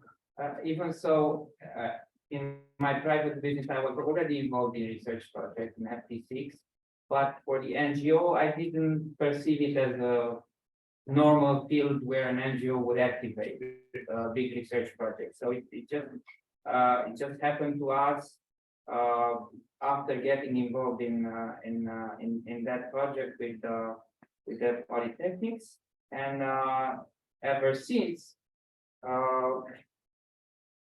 we question ourselves, how didn't we think about it before? It should have been up there, up front in our vision, because research, and especially for NGOs, because we are interested in high risk, low return projects, low economic return projects, and there is nobody else but the NGOs and government that would normally be interested in high risk, low return projects. Okay, so to make it short, now we didn't have it initially in our vision. We were more looking at education and dissemination as our main.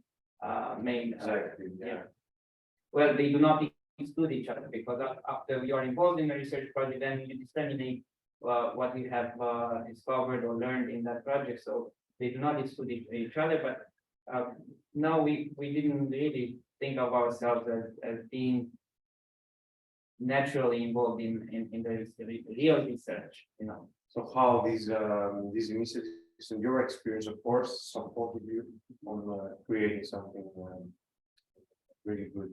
I would like to slightly change the topic of the discussion, because in several countries we're going, and as previously presented by Ivan, one of the main hurdles or obstacles to have a successful, to make successful proposals and applications for having these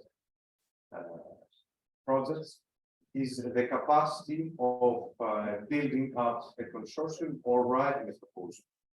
And of course, Simavi correct me if I'm wrong, you can be considered as veterans on proposal, right, if this expression is allowed. But also, you said, Andrei, that you provide expertise, but also training to SMEs. So I would like to ask, in which way do you build the capacity of the SMEs to be able to understand and participate in the youth-funded projects, or you mediate and provide this service for them? We mainly mediate, but we have also internal experts that can provide them with those capacity building programs. We are right now focusing more on innovation management mentorship for the entrepreneurs. But we also have a couple of workshops, online workshops that we develop in order to teach them how to use the funding and tenders portal, for example, how to access EIC funds. That I saw that we talked a little bit earlier. So yeah, we try to provide this capacity building for the SMEs regarding the access to finance, and also the innovation management. That's why we're doing in-house. We do have a network of mentors that can provide more mentoring and workshops, but we are working project-based with them whenever we need it, and we need them. And based on your personal experience, did you see any increase, for example, I don't know when you started with this organization, but compared to now and to your starting point, do you see any increase on interest from SMEs to participate in proposals? And if yes, if no, why? What do they see? Because some SMEs also say, okay, we're looking short term, and we need to have more chances and lower risk on accessing, on spending our resources. Because participating in the EU conference, sometimes the competition is high in some calls, that you have less chances, but you have spent the resource already. And it's something that it can start after a year or after 1.5 years, which does not always coincide with objectives of an SME. What's your experience in the most SMEs or entrepreneurs that I know are mostly afraid of applying to EU funded projects because of the bureaucracy. And I'm sure everybody can agree with me. But there's a big difference between the projects that are funded are financed by the Romanian national programs. Yeah, and the ones that are financed, they're directly by the European Commission through the programs that we saw today. Because the bureaucracy that they have to manage, it's way bigger at the national programs than at the European level. So the first hurdle for them is to get past the idea that they have to face this bureaucracy in order to access the funds. After that, they apply. They're happy if you explain them. That's the first thing that we do. And actually, this is interesting because we heard the same, not complaint, but the same, let's say, background information in Hungary as well. And it always depends, of course, how much money are available from the EU and national level, in which domains they're prioritized or given, but also what is how do you compare the resources, which translates to what you mentioned, bureaucratic and so on, to apply. And yeah, this is something we should include in our thought. I can confirm from our experience what Andrei said, because we access some funds, European, but implemented by Romanian management agencies, and at the end, when you draw the line, the overhead costs that were not covered by the funds were bigger than the funds themselves.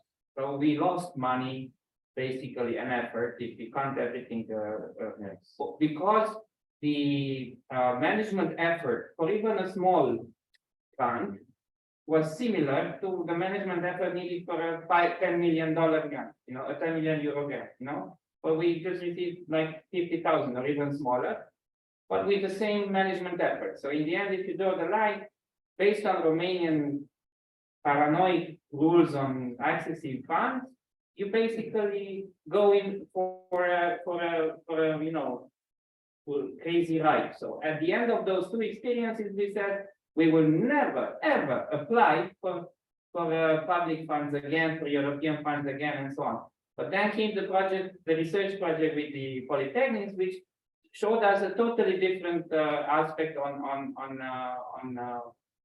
what is the rational level of management and overhead effort for the core market. So, Give you exposure and increase the prospects, let's say, of your organization, and you collaborate with bigger players. And, so now we got into two more proposals with the university, and we kind of, you have to be very good partners. yeah, we kind of reassessed our position. We don't apply for grants. We have for usual grants that come for NGOs. From now on, we are only interested in the research project.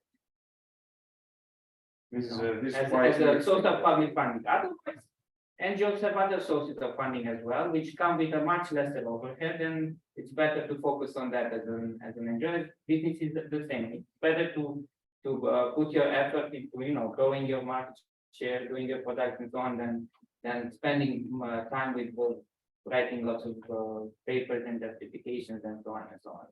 So it's really nice to have these two views on from an NGO, and but I would like to ask now. It's not a hard question. Monica has probably more experience than all of us combined on the EU fund process and before even Horizon 36, if I'm not mistaken. How would you reflect on what has been said by Andre and Marius on the comparison between the two, the national funds and the EU funds? And how do you see it from your perspective? It might be, I just make an assumption, it might be that you have already the capacity, or you have collaborated in the past with some partners and you are consistently invited just because you provide good service, so your effort is minimized, so you don't have this extra hurdle to build up a proposal from the very beginning. Yes, I think I spoke a lot. Yeah, first of all, I totally agree on their opinion, and somehow I was also in the same shoes. Because when I was starting with SPP, for example, being as an SME company from Romania, that, for example, didn't have so much experience in coordination of projects, we were playing the role of partner. We tried to be coordinator, but let's say we were not successfully at first sight. But let's say let's say just to, if I can make a, let's say, give an offer an advice, it's one is to not give up. Yes. Sometimes we so first of all, at the European level, the competition is much higher because of course we compete with all the European entities, very strong research partners, expertise, so competition is high. The rate of success it's less, it's much smaller. Yeah, we don't have to give up. I remember that I think 3 times I did submit some projects that in the end was funded. So if we have a good, strong partnership, you know, very good, let's say, mark, it's also working to resubmit some projects. Just to valorize, exploit the effort put by us and by the other partners in the project. Speaking about the other type of European funded projects, yeah, first of all, in Romania, when I talk to some partners, and if I, for example, talk, because I'm in charge of research projects, so if I speak about Horizon type of projects, I already start with the phrase, Horizon, it's not structural fund. And I think we have, because it's roughly different, and indeed, as Andre mentioned, it's a lot of bureaucracy, a lot of paperwork. And in Horizon, it's not like this. It's very competitive, but it's not paperwork a lot. And from our experience, we realized in time that it's good to have some in-house expertise. So let's say we are not playing the role of consultant at all, but just a small team that has, some skills in preparation. And in this way, I think we are more efficient in terms of also raising the quality of the project. Because let's say the most difficult thing in the Horizon or European type of research projects is the fact that there is a lot of collaboration. So this collaboration should be kind of very well driven, and we have to have complementary expertise inside. So it's not a secret formula, it's just to have motivated people that are liking what they are doing, very good in their niche or their domain. But let's say what we need to do, the magic is to put all these things together. And I think, yeah, we, as it mentioned before, it's very important to build on some already big relationship, because I think it's way much easier. And speaking about national funding and European type of funding, I think Professor Mihaela focused very well before when she made her presentation, that in my opinion also it would be needed a much more, let's say, complementary, design of this program, so that we can in the end fulfill some stronger results. Because the idea is not to do research just to make it, it's to do it in a very applicative manner, and ideally to go and market, because it's commercialization, and it's not going very well at the European level. It's not only about Romania. And yeah, so if we can correlate better national funding with European funding, I think it would be better also for research organization, but also for the companies, doesn't matter what side. And from our perspective, I can emphasize is that without the collaboration, the complementary type of organizations, even NGOs, of course, research partners, it's difficult to fulfill, and to have good results in research projects. It doesn't matter what type of funding. Thank you. All this information is very useful actually for the audience. And yeah, I will not open the discussion about the coordination between the funding and national ones, because yeah, I think we should invite Mihaela back. But I really like all this information in your perspective. First, on the capacity, how it's perceived, the application process, to have an efficient and small team to respond to this type of risk if needed. And I really liked what you said during your presentation, that collaboration and communication between the projects of the same organization, which is also very important. It has happened to many organizations that have many projects. So communication activities, internal ones, are also very important. There might be happening something in one project while a team on another project tries to find a solution. Then I would probably close it very soon, but one question to just one question for Bob and there is a question on the chat. No, easily the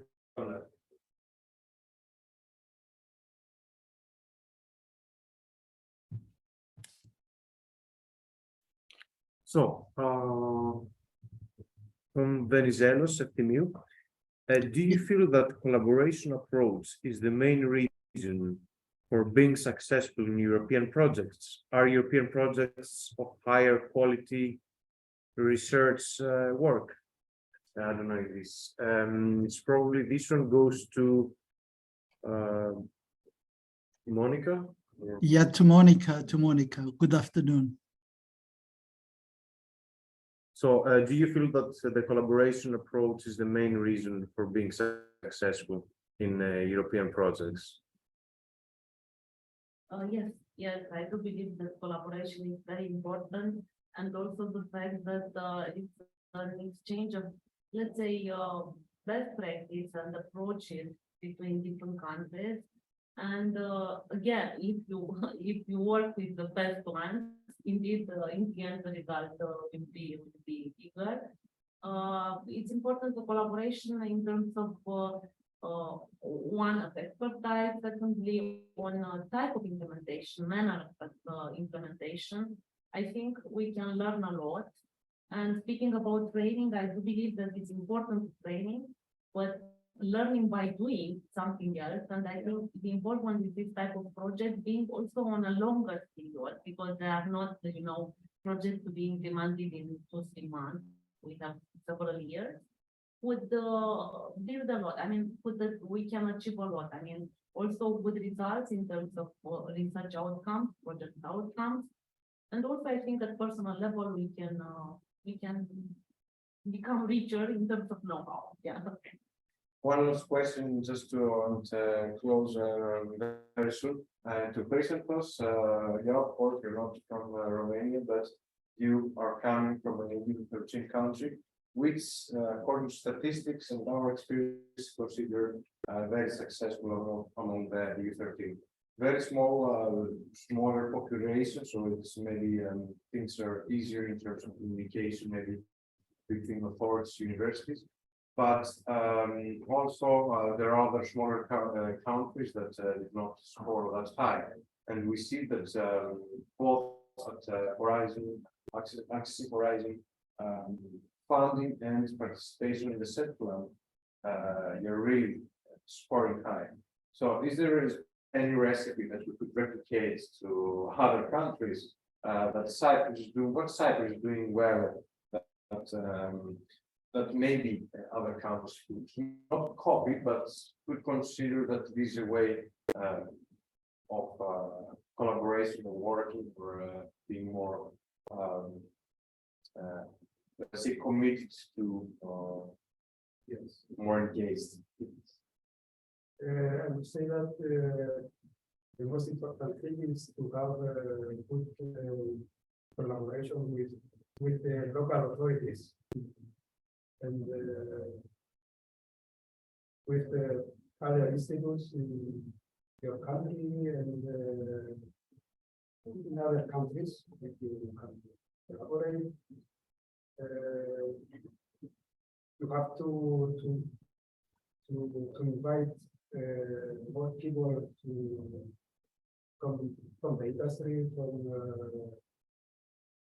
from the authorities, from the government to participate in this research, in this course.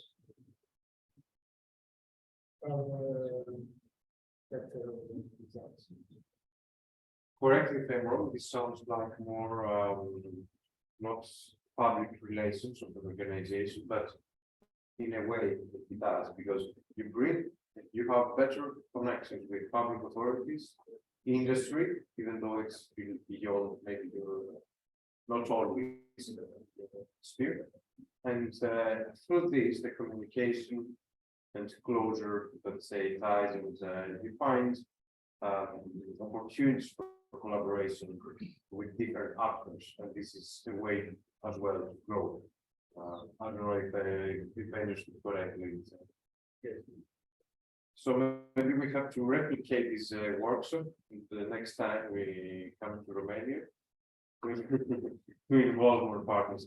So I would like to thank you very much, those especially that were had those people online that had so much patience for all the delays here, and also you that you stayed top of on the afternoon. Actually, now it's dinner time.